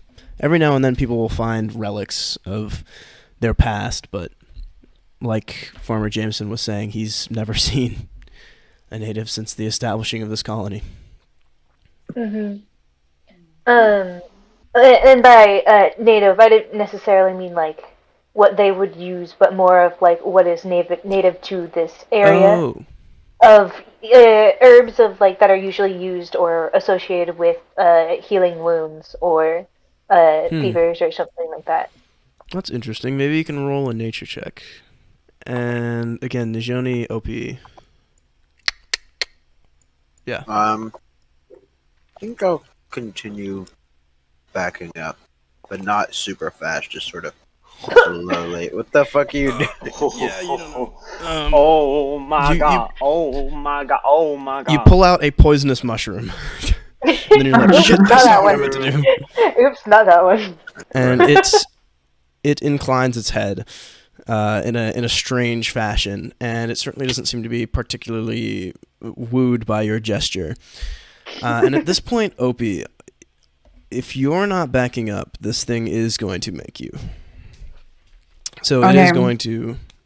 Yes? Yes, I'm not backing up. Because if we back up, then we leave. And like the whole point is to stay near it, right? Within 30 feet. It is going to take out its knife, and it is going to... You see all of the natives' eyes kind of like flare this sort of bluish color as they all seem to begin to take full offense here, and they will all draw their knives. All right. And hold them in front of them. I'm This gonna is grab the my only weapon. one, however, and that is going to attempt to attack you, Opie. Rolling a 17, which is going to hit you by 3, so damage. And so let's get the encounter started. So a couple of you are backing up here, a couple of you are trying to avoid incurring the spirit's wrath, but unfortunately it seems that you've perhaps trespassed too much and they've had enough. The spirit's eyes glow as they draw their ghostly daggers, and one of them, the sociable, well, perhaps not that sociable, indigenous spirit, will take its dagger and it will strike at Opie as she scrambles back, stabbing it into her shoulder, or not stabbing it fully into her shoulder, slicing her across the shoulder, and inflicting a wound for 4 damage here. So, let's see here. It is going to be... whose turn? Quick question. Intimidating spirit, yes. Is the crystal also something that can, like, take damage? Yes, it is. It can indeed. So, the intimidating indigenous spirit is going to go. So it will shout something at you, Lagrange. And Lagrange, I am going to want you to... let's see here. So it shouts a command towards you, referencing some ancient commandment, perhaps, that you're not familiar with. I need you to make a will check. Or will saving throw. Okay. Will do. Alright. Nice. No pun intended. Okay. However, you're completely 21. unaffected. So You feel a magical energy, or you see a magical energy protrude from its mouth as it shouts towards you. This kind of sonic mist almost striking you across the face. But you're completely unaffected by it. You are, however, maybe a bit more affected by its dagger as it lashes out towards you. Let's see here. Rolling a... Oh, good heavens. Striking at you with a... Oh wait, these are all private rolls, I just realized. That's my bad. I didn't even realize. Was the last one a private roll? You, like, roll a 2. That's a 22. Just re-roll it. I'll just roll it. Re-roll it for fun's sake. Missing you just barely as it... Or not just barely, but missing you as it swings towards the air where you once occupied as you nimbly dash back, I suppose. Whoa. And it will then... You know what? It still wants you to go away, so it's going to continue slashing towards you, making one more attack as it does so. However, this one you also manage to dodge rather handily, and from there it is going to be San's turn. Okay, I'm gonna first do... I will move... Okay, there. so yeah, you can move there, you could move here, you could move... I don't know, you can move wherever you want. Wait, so, I wanna move here. Okay. I will note there is such a thing as flanking in Pathfinder, so if you move here, you will be flanking the indigenous spirit with... Now I want to use Flurry of Blows. You strike the creature, your hand partially passing through it, but nonetheless still doing something to it. It seems like your blows have much lesser effect against these creatures as you slam as you try to slam your fist into it, only partially finding purchase. Let's see here. And Langford, it's going to be your turn. Okay. So, do I notice that the entity took no damage from No, it seemed to take... strike It or seemed to some flicker. damage? It seemed to flicker a little bit. It seemed to maybe have taken some damage. Alright.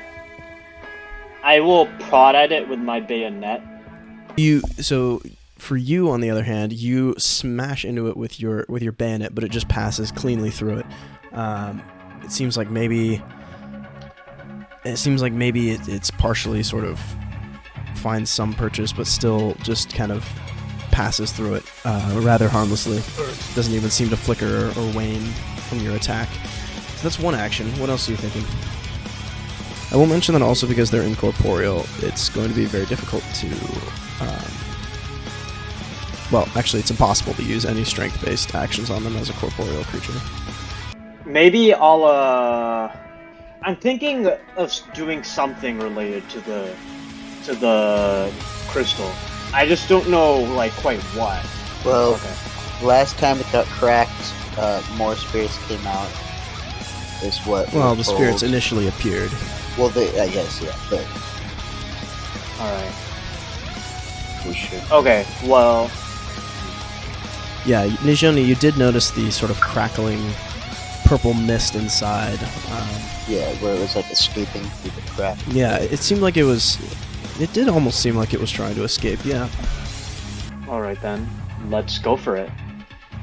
What do we got? Okay, so this time, however, you miss, swinging your bayonets towards it, slashing through thin air as the creature approaches towards you. And from there, what do you want to do for your third action? Not to be too one-head, but I think I'm gonna try to hit it again. Okay, you're feeling bold, huh? Are you sure? Alright. I'm feeling lucky. I guess so. I'm not sure you can hit it with your current bonus, but... Okay. But it says -1, so maybe if I just... Yeah, I guess it isn't agile, so you have a -8 to your attack right now. And you have so you have effectively a -1. So you have to roll... You have about a 25% chance to hit it. I think after seeing it just, like, dodge all that shit, I'm gonna start, like, backing up. Like, just this and then I notice that there's another spirit over that way. And just kind of like... this one doesn't seem to be quite as angry. This one seems to be just sort of watching maybe. Okay. I'll just be over here. True to its adjective. I think I'll just move that way then. Okay. So, in the meantime, Donovan and Opie, I guess, as you are struggling to, or as you're scrambling back here, you see that the purple mist seems to almost slam into the side of the crystal as these ghosts leap into combat. It kind of hits the side and almost, well, you had mentioned earlier that it seemed like it was trying to escape. Now it really looks like it is, as it seems to almost press against it, and you sort of aren't sure whose side it's on. Opie, though, it's your turn. What do you think? Opie is pissed that this ghost got red blood on her white jacket. But that'll be hard to come out in the wash. Anyways, she swings around her rapier and blows huge gusts of wind to attack the ghost in front of her. First one here, the intimidating one, is going to fail. This sociable one is going to succeed, and the inconsolable one is going to Why is he so sad? What happened? Succeed. I don't know what happened. He seems to be taking this whole fight very personally. Yeah. So they are going to succeed. So they now cannot move against the wind. So they cannot move towards you. And this one in particular is now knocked prone. And it can also not move against the wind, I guess, until you're... Oh wait, that said, I'm going to roll this crystal. And you shatter a chunk off of the crystal, and as soon as you do, you see purple electricity crackle around that end of the crystal, sparking outwards, and with it billows a small amount of purple mist. It starts to arc outwards, and it kind of like arcs outwards, and you see a couple of potatoes next to the inconsolable indigenous spirit explode with a crackle of purplish lightning, smashing into the spirit along with the electrified potatoes, and dealing some damage to it, actually, as the electricity crackles and burns through it. It's going to be this sociable spirit's turn, so it cannot move against this gust of wind, but it can move out of it. So it is going to move out, and it is going to attempt to attack Nijoni here. Hitting misses. You. Nope, it unfortunately hits. But it only deals 3 damage. So you take 3, and it is then going to shout a command at you. Can I have you make a will check? Sorry, I don't understand. What? You don't, but somehow you feel compelled to follow it. You said a will check? Yes, a will check. Oh my god. Oh no. It's rough.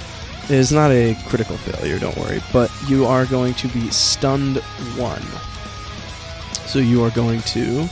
You cannot act while stunned, and basically you lose 1 action on your next turn. It will sort of move itself into the way here of you, Sasha, but it's not going to do anything other than that. Now, Nijoni, it's going to be your turn. Alright, so I lose 1 action. So yes. My first action, I'm going to shoot the sociable. Now, I'm not 100% sure.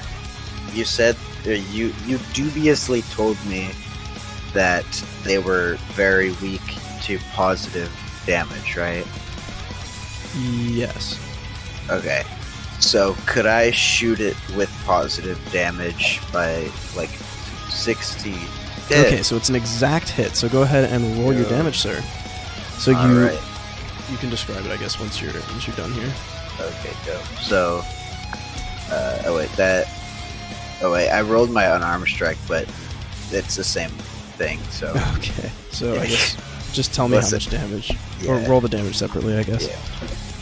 Ooh, not bad. Damn sick. And then, does it look weak? Yeah, so it doesn't seem to be weak, per se, but it doesn't seem to... It does seem to affect it. It doesn't seem. No, it doesn't heal it either. No, but it blasts a hole through it and dissipates some of the mist. It doesn't seem weak per se, but it definitely seems more effective than any of the other people's strikes. Perhaps you might have been a little wrong on that one. Okay. Well, by me being a little, it remembered incorrect. No. Yeah. Okay, so, but it affected it more than just like not just random. Yeah, more stuff, than just these other people's attacks that just kind of pass through it. Okay, cool. Then I will use my, I guess, second action to reload. Okay, so you'll reload. And your third my action? turn. Or no, that's right, you only get 2. Idiot. I guess. Okay, yeah, okay. Alright, now Inconsolable Spirit. Oh wait, he can't move against the wind either. He can move out of it though. I guess. God damn it!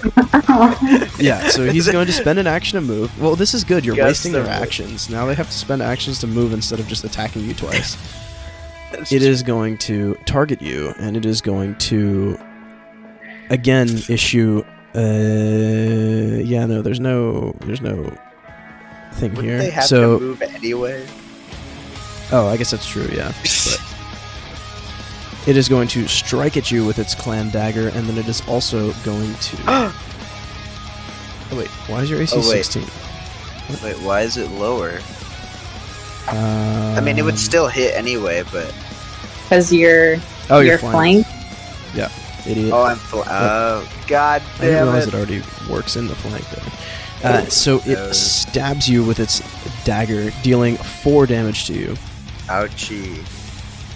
Stop that. Minus 4. Oh, that's not. That's okay. Okay, man. Not what I meant to do Yeah, there. Slashing at you with its ghostly dagger, cold to the touch as it cuts through your cactusy, fleshy body. If we slept And you're overnight, also going I could to. have a fruit to eat.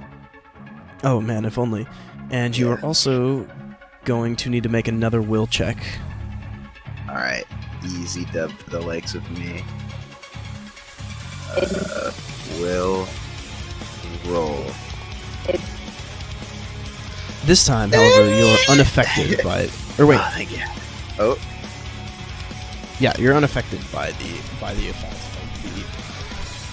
of the command. You, even though it does seem to have magical nature, you watch as the sonic energy, I guess, pours out of their mouth, but doesn't seem to do anything to you. Now, Sasha, it is your turn, finally. I put my fingers in my ears and go. Yeah, basically.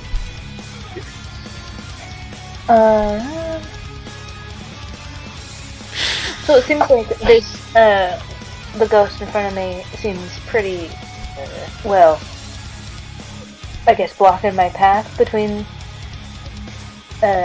me and everybody else. Yes.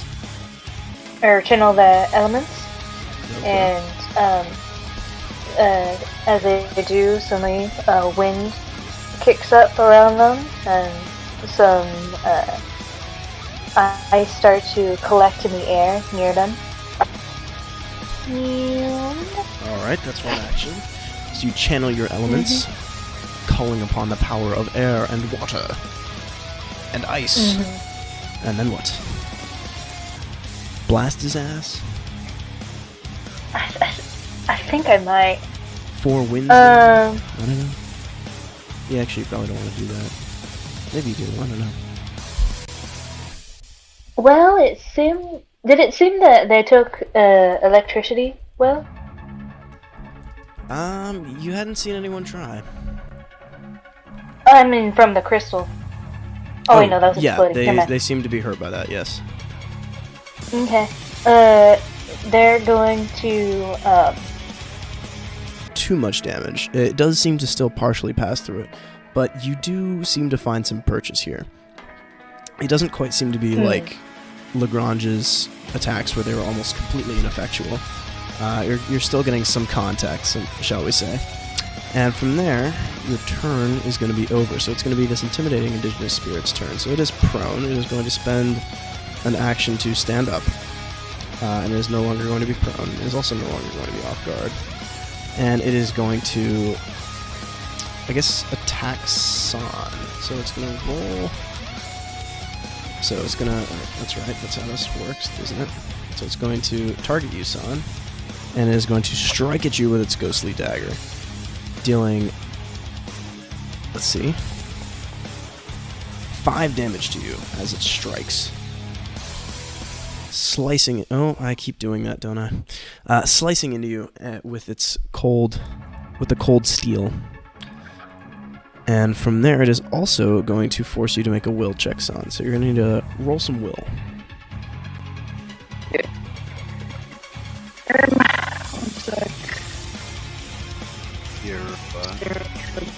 Okay, great.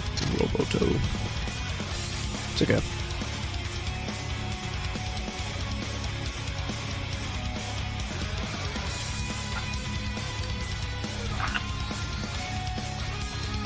Okay. Henry. Give me a will check. I know. Can you hear me? Yeah, I hear you. Yeah. Yeah. Okay. Because okay. I asked if you could hear me, and then you went, "Give me a will check." Well, I Okay. didn't hear that. I was just saying things because silence is awkward. Go. Go. Power Rangers.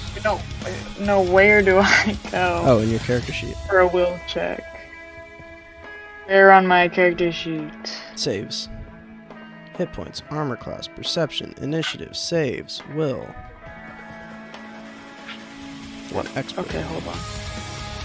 I'm not an expert. I don't know what I'm doing. Where is this? On the left-hand side, hit points, temp HP, Okay. armor class, perception, initiative, saves, will. I see, sorry. Okay, roll. Okay. Not bad, but not good enough. You are going to be stunned I don't even 1. know what I rolled. It hasn't loaded yet. Oh, well, you rolled a 14. Okay, now I see. So you're going to be stunned 14. 1 as the commandment reaches your ears, filling you with a strange sort of mental fog, a mental blockade, as the creature commands you to leave. Now let's see here. San, it's going to be your turn. What do you got for us? I could try to demoralize it. I think that's a good idea. I'm gonna do that. Okay. That's what do I do for that? I go to. Yeah, you're gonna roll it. Also, all of you, remember that you have 3 hero points. Like, you can use these whenever you want. Okay. So your attempt to demoralize it is not successful, as you. Maybe you get into your boxing stance. You do a few little warning shots, shall we say? Little jabs. But he's not scared. And he's like, "What the fuck?" You show him your guns. Okay. It just does the Moyai He's just like, face. "Oh, nice boxing skills." Nice boxing, bro, but I got a knife.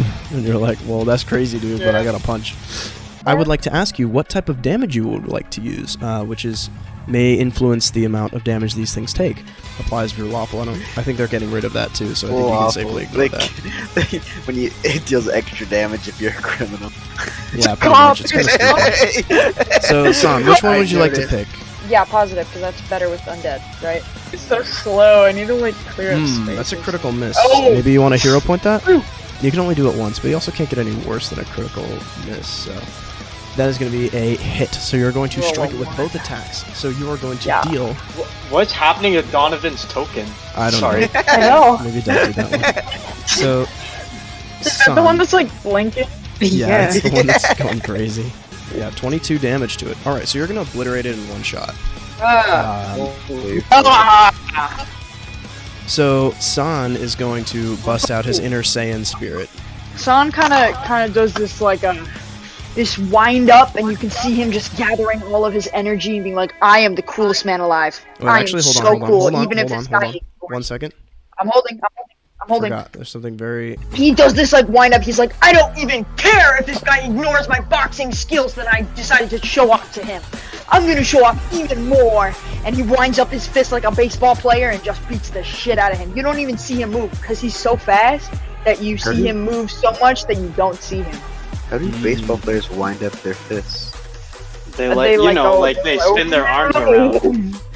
Yeah, like a Charlie Brown character. But it's cool when he does it. Oh, I see. Oh, I see what you're saying. Like, whap, ringing it around. Does he do that like boxer thing where every time he lands a blow he's like "Ush, ush, ush, ush." Like Yeah, he's going like, let's go! Yo! Yeah. Anyways, no, he's not actually. Beautiful. You That's obliterate the it. spirit. So yeah, Yep. San, you He turn moves it to so much he pieces. doesn't look like he moves. Yes. holy shit, you just punched him out of existence. I apologize for the pardon my French. Oh, wow. I didn't know you spoke French. Whoa, that's so cool, dude. How'd you learn? What is French? Oh, well, as you can tell by my Nijoni is getting distinguished attacked by these last fucking name. ghosts. You're just like, man, oh, that's crazy, right. dude. French? French? What? That's awesome. The fuck is that? Lagrange, you know, that my family is of distinguished Cajun descent. I don't know what that is either, but that sounds cool. I hope they're not Cajun in people. That doesn't sound very nice. That's not what Cajun is. Okay, now, as he smashes the spirit in the face with one final empowered blow, the spirit lets out a strange wail of sorts, but it doesn't quite sound in distress. It sounds more ominous, more like a warning, and it sends a chill down your spine for a moment. But there's no time to think too hard about it, as Langford, you leap into action. Go for it. Alright, so, thus far, my bayonets have been ineffectual. Would you say they're, like, ineffectual, or, like, just not doing much, but... John, could you move one more space forward? Sure, okay. Like, here? Yeah. That way. I could? we're flanking. Yeah, he's Yeah, thinking that way we're tactically.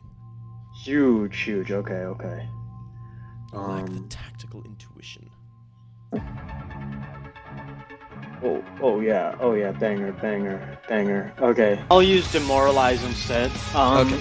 I'll like go stride up to the spirit confidently, stride past him, and then just like turn around to it dramatically and just be like, so my corporeal weapons do not work. Well, how about these guns? And I start aggressively flexing towards it. Oh yeah. You're looking scared now. Oh yeah. The spirit looks... The spirit actually looks like angry in like a scared way. What's your perception, John? My perception is +6. 16. Okay, so you can kind of read a little bit into what it's into kind of like its expression, even though it is shimmering and rippling and difficult to tell. It seems almost angry in a like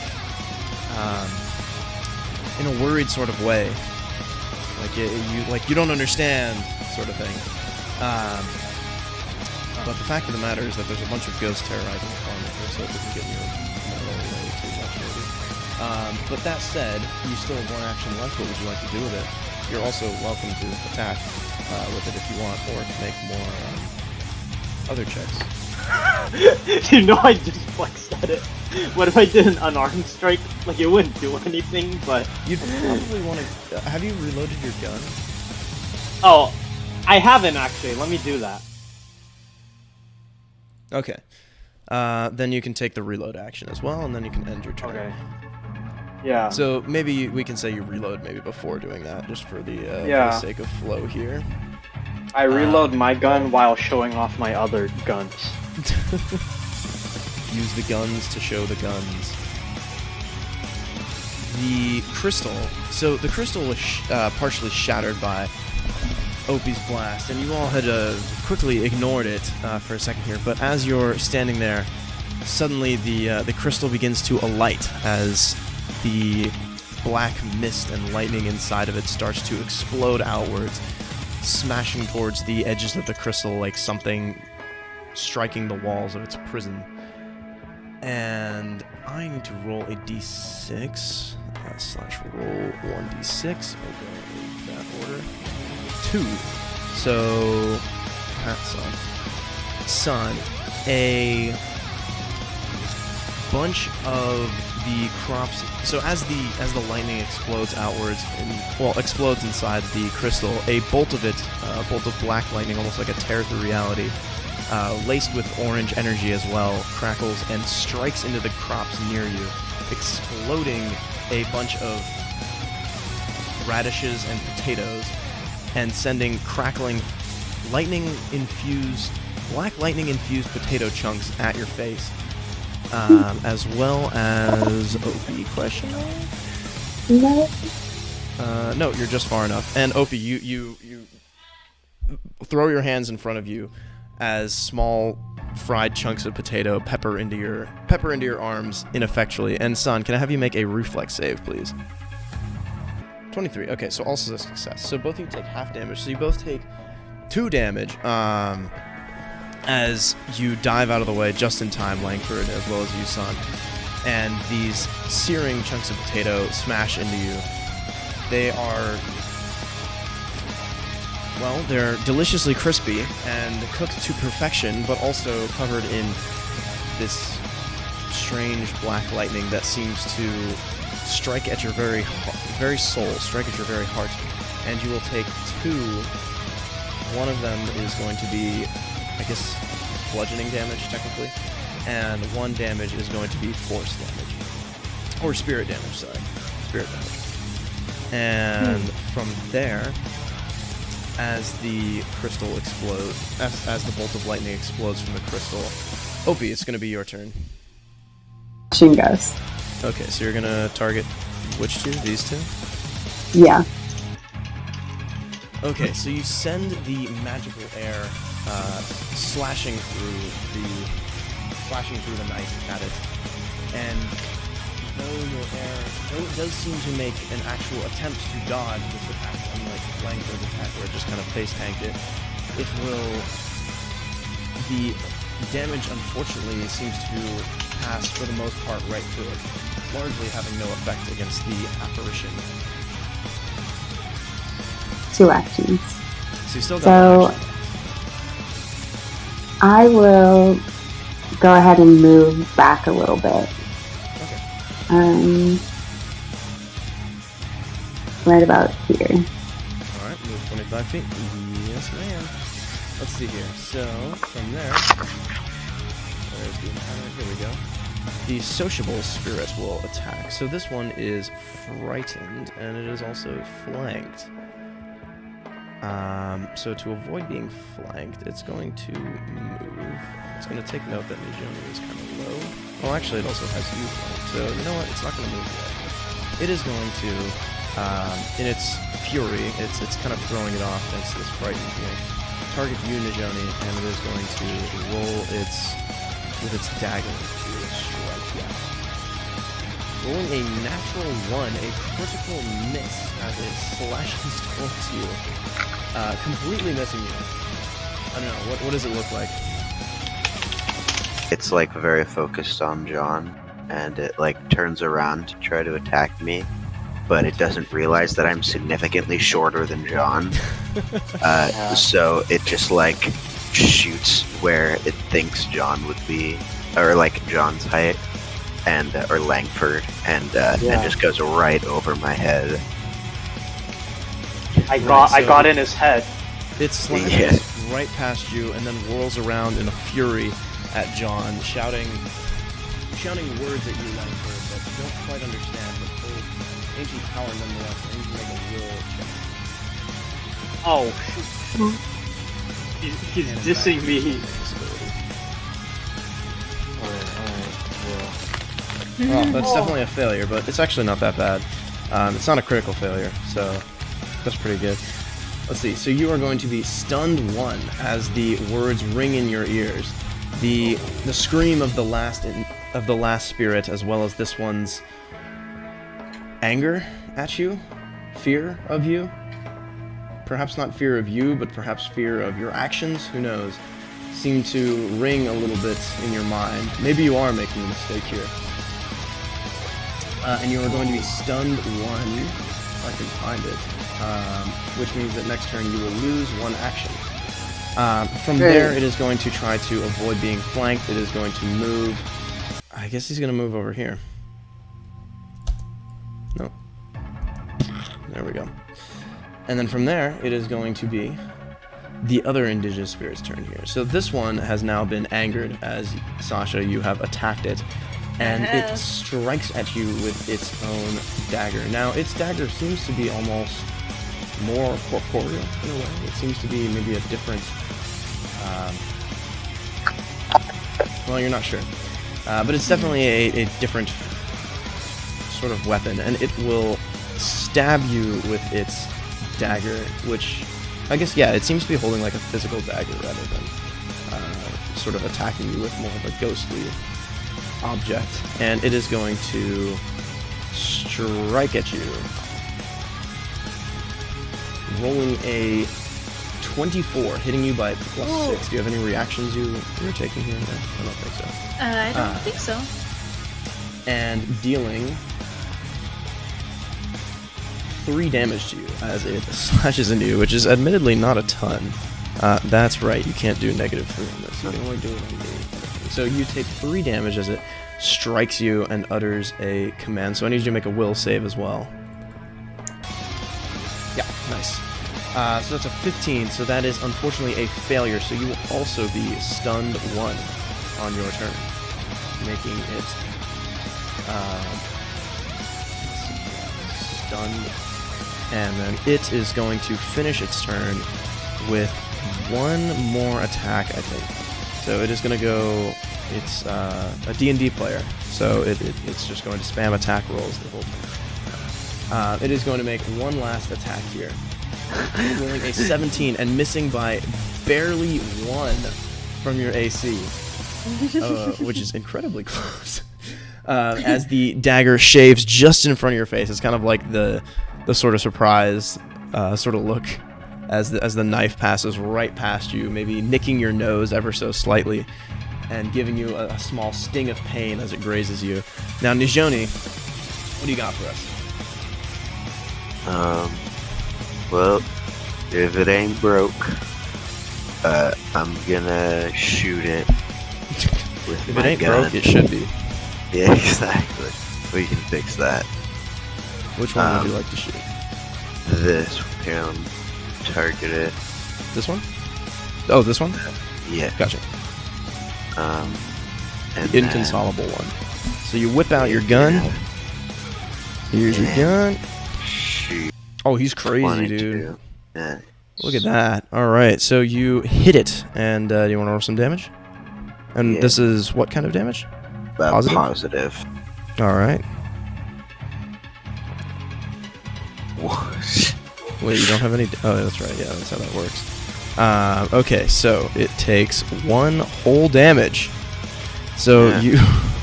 Popping off right there. Yeah, you brutally strike the creature. I guess can't I just go like that? Okay, yeah, I can actually. I already adjusted it. Okay, and then what? And then I will run. Oh, I'm targeting myself. Opportunity. Like It'd to be funny, not though. target myself. I'd like to run. Right here. Okay. So you run all the way over here. And then I'll reload. Okay, and you reload. Alright, that's your turn. So you fire, you quickly take your Roadhog gun, firing a blast into the inconsolable indigenous spirit, and then sprint or backpedal as you shield your eyes from the crystal, whose glow is now blinding almost. Dazzling, you could say. And the inconsolable indigenous spirit, however, is enraged, but also can't reach you. So, Donovan, I want you... Do you want it to attack you, or do you not want it to attack you? I do not want it to attack. Okay. Then it's going to attack. A little. Alright, and it is going to run up to John and... Sorry, John. Attack. Well, actually, Son couldn't it? But then it has to spend 2 actions and it doesn't want to do that, so it's not going to do that. I guess, yeah, John, if you actually managed to... Well, you were flanking earlier, so... Yeah, nothing to be done there. I was going to say, if you had backed up a little bit, you could have wasted a whole action advantage, but you were flanking, so it was worth it. It is going to strike you, John, with its dagger. And it's gonna try to it's gonna try to put you down to stun 2 and waste your whole turn. However, you nimbly dodge. I don't know how it looks here. Let me have it run its turn, and then we can describe. And then can you make a will save, and then go ahead and describe how you want this to look? Yeah. I'll do the 15. Okay, 15. Still not good enough. So you're going to be. Oh wait, no, that's not how stunned works. It can't stack it doesn't stack numerically. It replaces. So actually, it's not going to do it to you. You're okay. It's going to do it to San because it saw it obliterate its friend. So San, I actually need you to make a will save. Or Kevin, I guess. Damn it. Okay. That nerd. Yeah. Never mind. Okay. You can roll it. I'll roll it for you Have in fun the with meantime. that. I guess you have terrible will. Okay, well you're okay. You have a terrible will, but you're also an expert in will saves because monks get absolutely fucking cracked saving throws. You literally have the best saving throws out of everyone, and you have a -1 to one of them.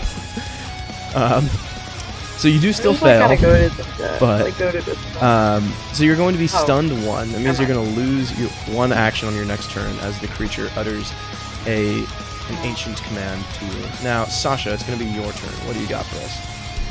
Your kineticist aura is still active. Yes, it is. Your dander is up, so to speak. I'm going to use the 4 winds to target.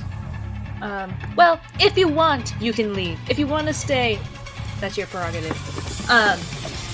So she's going to target Nijoni's son and Langford, as well as Opie, in case they want to move,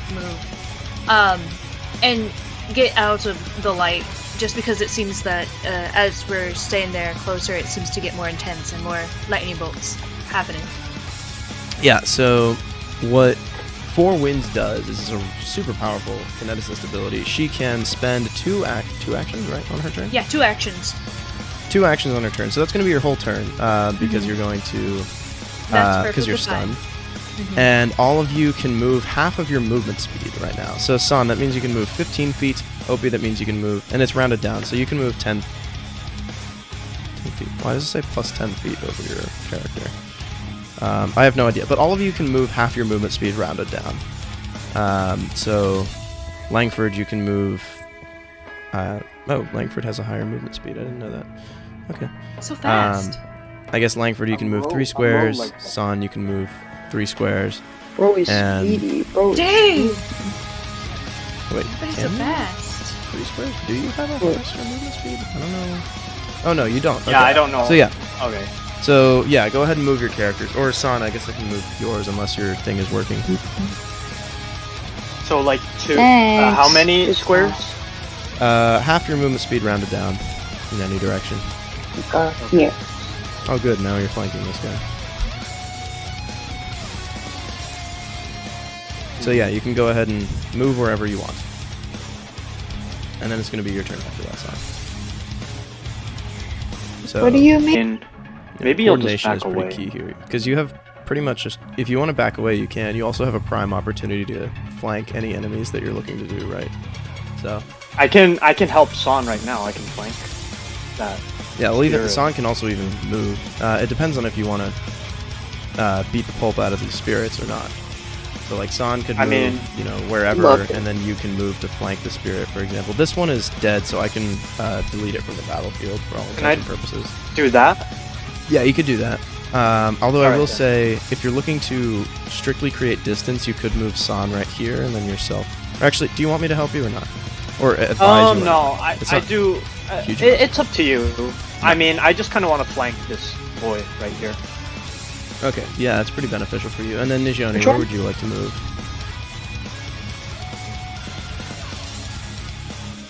Nijoni's token is so tiny. You're muted, by the way, Donovan. What? Sorry? Where do you want to move? Oh, do I even want to move? Probably. It was half my movement speed, right?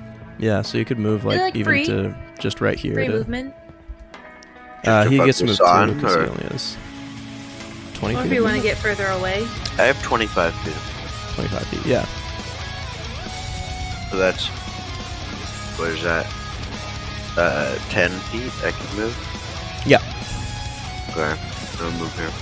Okay, you're gonna move onto the same square as Son. That makes sense. I guess you're also flanking. Oh wait, actually, can you do that? I'm not sure you can do that. No. Maybe go here. Well, did Son move at the same time, or is... Yeah, Son can also. You can also adjust so you have like a triangle. If you want to go like this, then all of you count as flanking. Oh, Do we? I believe so. should we do that? Will it let me move?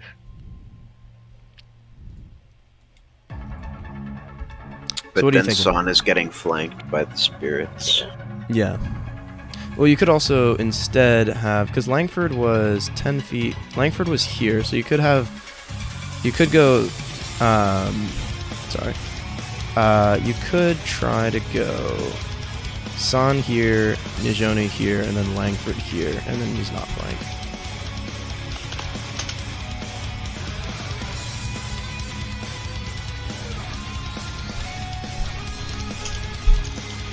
What are y'all thinking? The clock is ticking.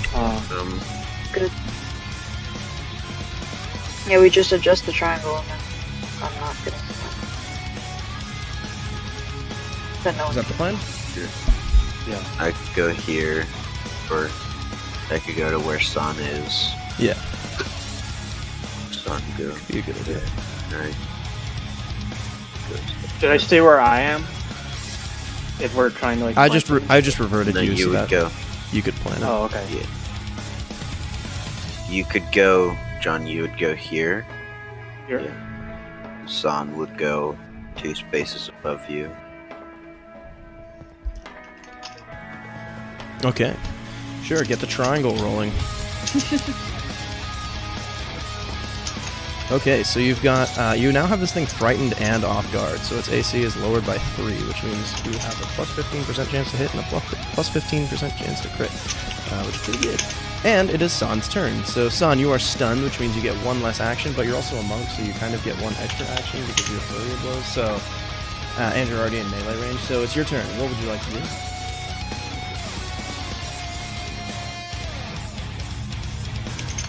Get into my stance first, or do I do... You already have your stance on, yeah. So once you turn it on, you don't have to turn it back on again until you turn it off intentionally or switch out of it. Okay, so I can just do... Wait, let's see if my sheet will work. Yeah, you could Okay. flash them. You could flash So them. I can just do... Can flash them? Yeah, you can Flash spark? You can flash them. Okay, let's flash them. Okay, I'll flash them. Why are you I flashing? just So are you using flurry of blows? Flashing spark. Yeah, so Wait, press did I T flash- on the creature flashing and then spark? yeah, press T on the creature, then use 1 flashing spark and then use a second one.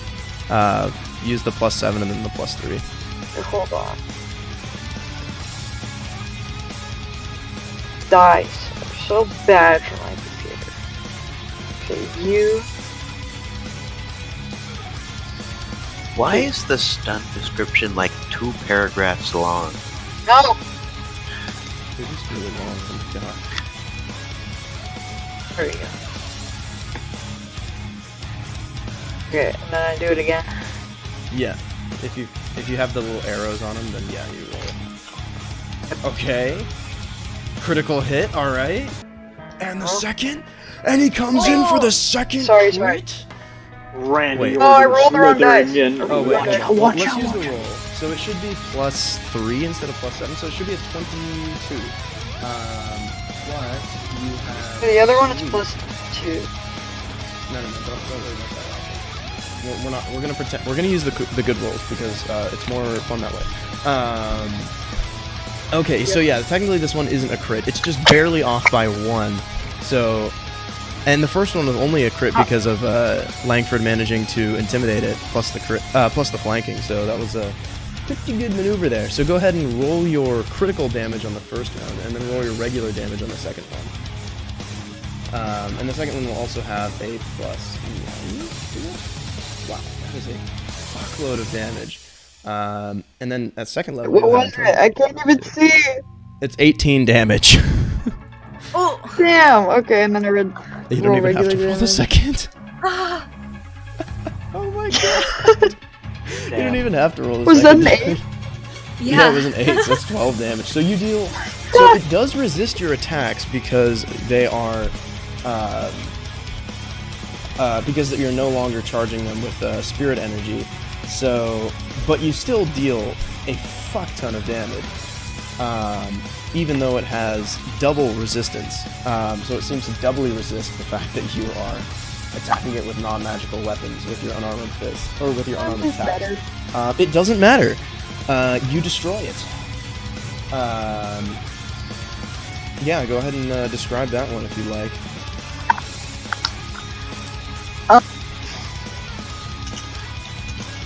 Oh shit, I can't think of anything. What you gonna say? You do your I don't know. You just moved with the 4 winds, so you could, Turn you could it- do yeah, a little, yeah. You could do a little turnaround. Son does like a he centers himself, he prepares, and then you see him flash in a spin of just moving. He moves so fast you don't even see him, but you see him moving because he's moving so fast. And he spins around, and he giant, like in anime, you know, with like the lines where it's like boom, you know. I love those. His I foot always think of just those whenever people do slams. D&D descriptions. His foot just slams into that spirit, and you're like, wow, that's literally a spirit. How could he do that?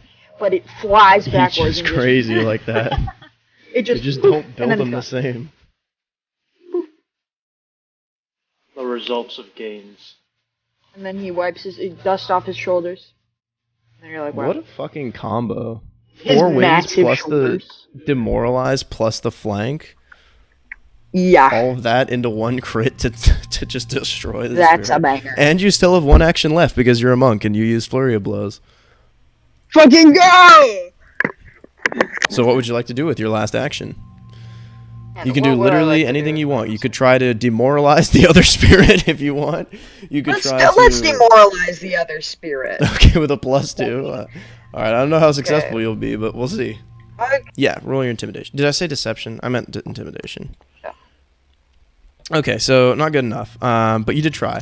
So you... I don't know. What does San do? Is he going to try to copy Langford's flex and somehow not be as good at it? He's gonna. Okay. Somehow he's not as good listen, as flexing as a guy with 10 strength.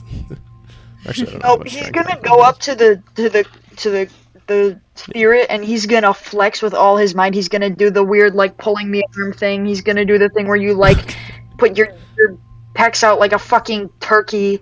Okay. You know. Right. And the spirit's just gonna be like, wow, that's really impressive. Like, It's wow, really that's nice. that's crazy, dude. That's It's really nice. And, Nice and Son's muscles. gonna be like, oh, thanks. I'm Yeah, you know, I scaring you. worked really hard on those. And then it's, yep, no intimidation will occur. He's just too no nice. intimidation will occur. He's just a cutie patootie. What's that? Wait. What? Langford, it's your turn. Oh, is it in chat? Let me look. No, look at San's token. I'm sorry. Langford, it's your turn. What is I did Son's nothing. token? I can't see it. I didn't do anything. It's I didn't do breathing. anything. It's breathing. Why is he going like that? Why are you squishing He's him? injured. Also, in the Where are meantime, you- Langford, Oh my gosh. the as your turn crystal. is starting, Langford. All right, I'll sweep that off. No wait. Oh shit! I just removed him from the wrong fucking token. Okay. I'm an idiot. Langford, on your turn though, you notice that the lightning seems to finally manage to escape from its prison, its bonds of the crystal, and it starts crackling over the entirety of the crystal. This kind of black lightning with tinges of orange running across it, and begins to almost claw its way out of the crystal, like almost in a sentient fashion. But there's no way, right? There's no way. Unless... By the way, Yes. would this require an action? I want to gauge the live spirit reaction to this crystal starting to fracture. Yes, Like, you do they totally show it? can. You do not have to take an action for it. So the spirits, on the other hand, will notice this happening, and they are furious. They are furious, and they seem to be full of almost a despaired sort of look. Well, I guess the inconsolable one is full of despair. The eclectic one seems to be filled with even more spiritual rage. Yeah, that's more or less what's happening there. So this inconsolable one, seems to be just like, oh my god, like it's all over. It's all over. And this eclectic one, on the other hand, will take its knife and it will swing. It starts swinging just furiously at Sasha, just like brutal, merciless swings, like a brand new killer player in Dead by Daylight sort of thing, you know. So yeah, Lagrange, what's it gonna be here? I think we might need to get away from that fucking crystal. Agreed. Or maybe I'll like call out like, I don't think it should be. That's not a normal thing for a glowing crystal to do. Best we back away. I guess I'll just rush over, like here. Okay. And maybe like come up here to like distract this spirit. Is that 1 or 2 movement actions? I guess it would be 2. That was pretty far, right? Okay. Yeah, I highly recommend that you always oh right, map out use the a ruler. movement, because My bad. yeah, otherwise I'm gonna just assume that it was 2. Oh yeah, that's. And in fact, it looks like it would have had to have been 2. So. Yeah. Okay. All right. Can I try to intimidate the eclectic spirit to like help my ally Sasha here? Yeah, sure. You can try to demoralize it. You can try to basically kind of take some of the. Or wait, you only have 2 actions because you're stunned. No, you cannot. No. Nerd. Okay, so you rush backwards, trying to rush to your allies, trying to get away from this towards Sasha, who has the elements of air and water swirling about her. And the crystal will continue to crackle with power, sending arcs of electricity around the field, exploding root vegetables left and right, turning Lay's chips and Pringles alike, turning potatoes into Lay's chips and Pringles alike as bits of potato infused with magical force fly through the air. And actually, I need to measure. Oh, Opie, you are just barely again out of the range, so you're getting. You're just getting like small bits of potato smacking into the back of your coat or hat or something like that. Your snake has still remained hidden this whole time, so I guess he's not feeling it. But San and Nijoni and this spirit all need to make a reflex save.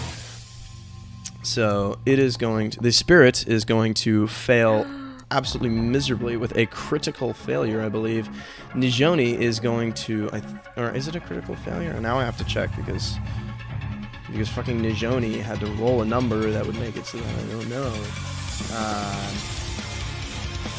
It's not this one, it's under accuracy. And then San, what's your reflex save? You should not be stuck. It's loading. It's gonna work this time, guys, I swear. I believe. No. It's gonna work this time. So it's not a critical failure for Spirit. And Nijoni, you're also okay. So Nijoni, you succeed. Spirit fails. Oh man, if only that demoralized check had actually succeeded, it would have had a critical failure. That would have been bad for it.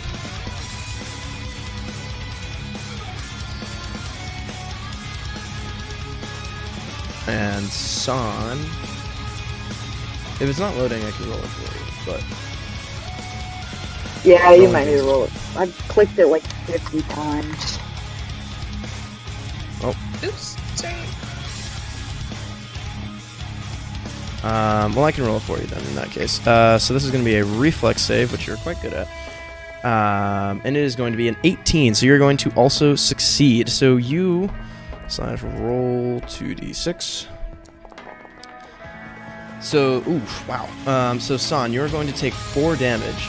And Nijoni, you're also going to take 4 damage. 2 piercing, or sorry, 2 bludgeoning, maybe 1 piercing, maybe 2 piercing. Maybe it's, maybe these potatoes are getting turned into french fries that are oddly deadly. as well as 2 spirit damage.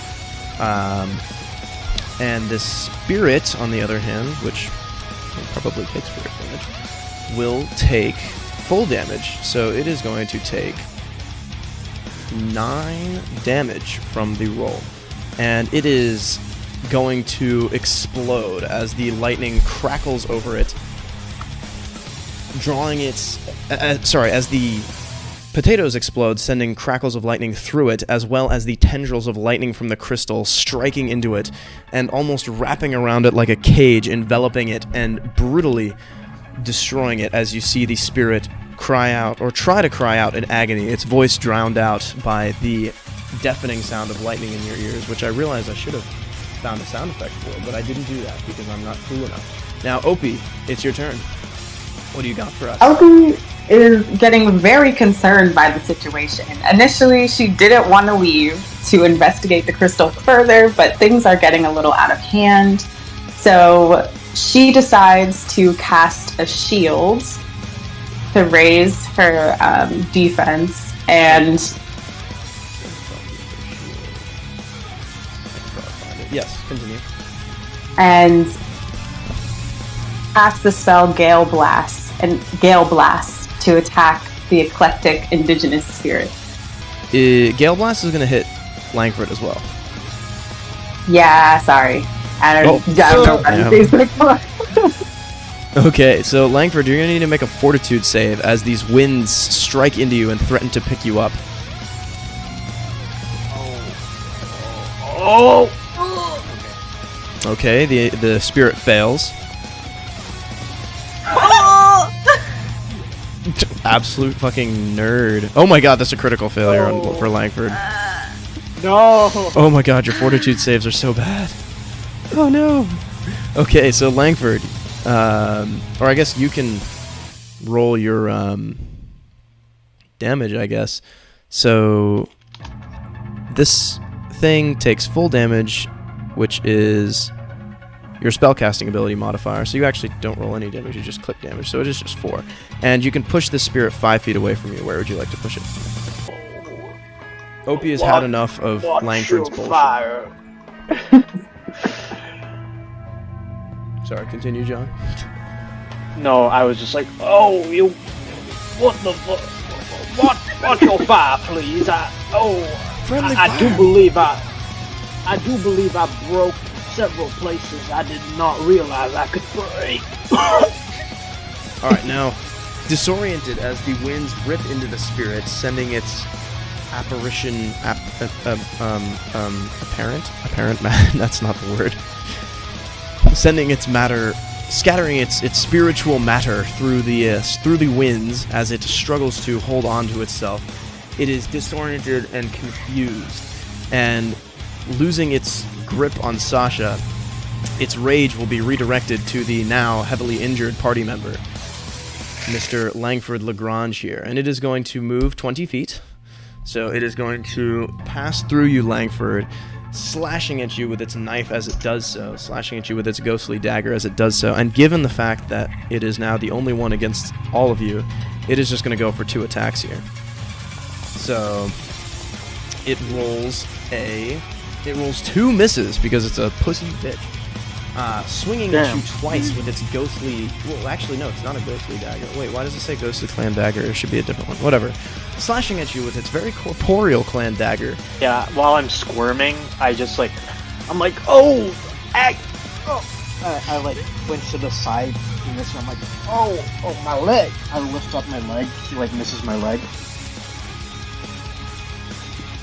Right. And Nijoni, it's going to be your turn. Okay.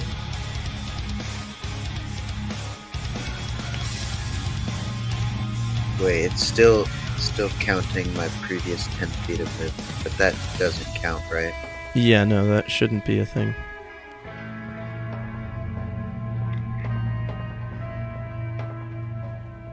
I'm gonna move over here, then shoot this guy. Shoot them? Yeah. Alright. Fire away, sir. You've reloaded, so... That is quite a shot, and they are, yes, within your range increment, so good call. That is going to be a hit by +8, and if only they were flat-footed. So sad. They are going to take 4 damage, so this is going to take 4 damage here, as the positive ball rips through it, scattering its essence further, and the creature, now barely tethered to this material plane, is, well, it's not looking like it's going to be on this plane much longer. And that is going to be your third, no, that's your second action. What else would you like to do? Reload. Alright, reload. And Sasha, it's going to be your turn. What's the play? Would I be able to make a check to see if destroying the ghosts are making that this crystal be able to break free, potentially, whatever's in there?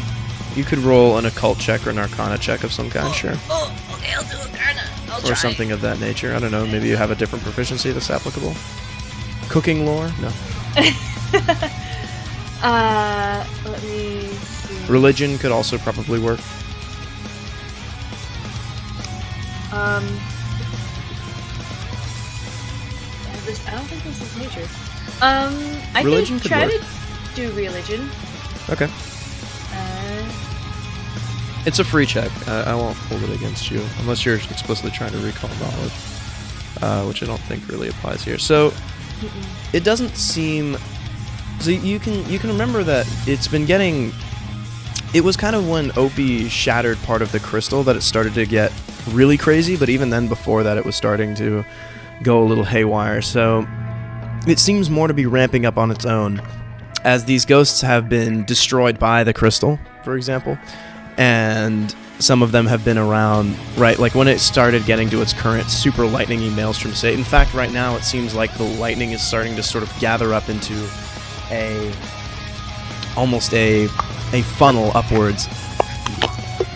It's, let's see, what was I going to say? Yeah, it doesn't seem to be quite connected. Okay. For wins again, to try to get everybody that's close out of the firing range. Okay. So that'd be Sun, Nijoni, and Opie. And would I be able to get Langford behind me, potentially? You can get him over 10 feet, so you could get him right here. That's perfectly fine. Yeah, so each of you can move half your movement speed again.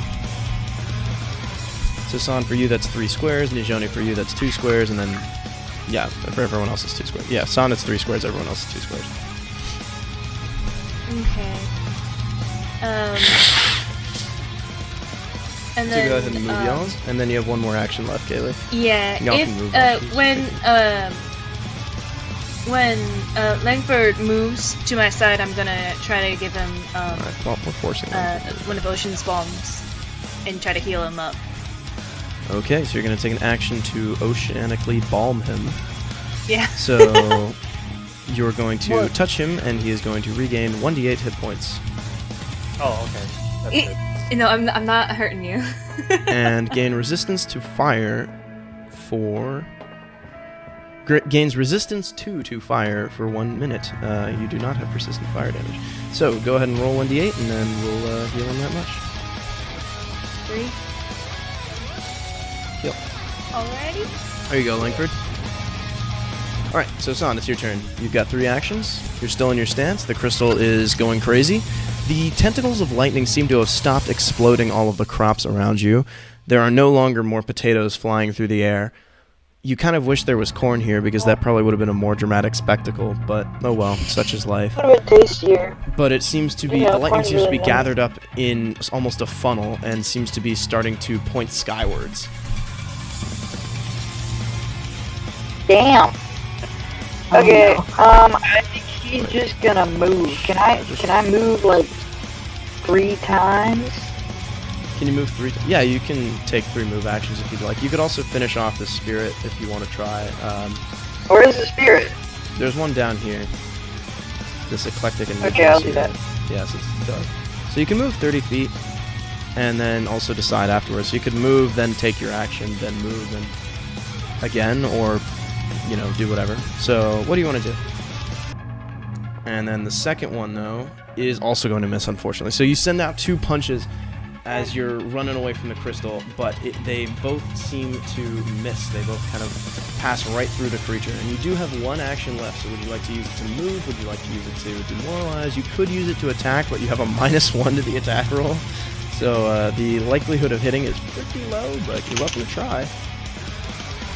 Well, I guess I'll just move again. Let me see if I can move over here. Okay. That work? Yeah, that works.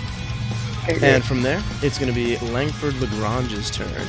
And Langford, you're going to notice that the crystal is going crazy. It's got a big funnel spinning through the air, and the lightning seems to be preparing to take leave of this place, so to speak. What? Almost.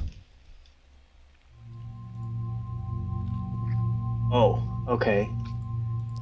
It seems to be gathering up to into one gigantic bolt. Who knows if it'll be directed at you or at the spirit or at someone or anyone even. Maybe it won't. Who knows? Not as I look at the others. I'm just like, should I just shoot it? No. I mean this. No. And it begins to take on a more purple hue. Oh! I don't know what would stop The this. screen turns a different color, and he's like, ah! Oh! I would like to move away. Can I?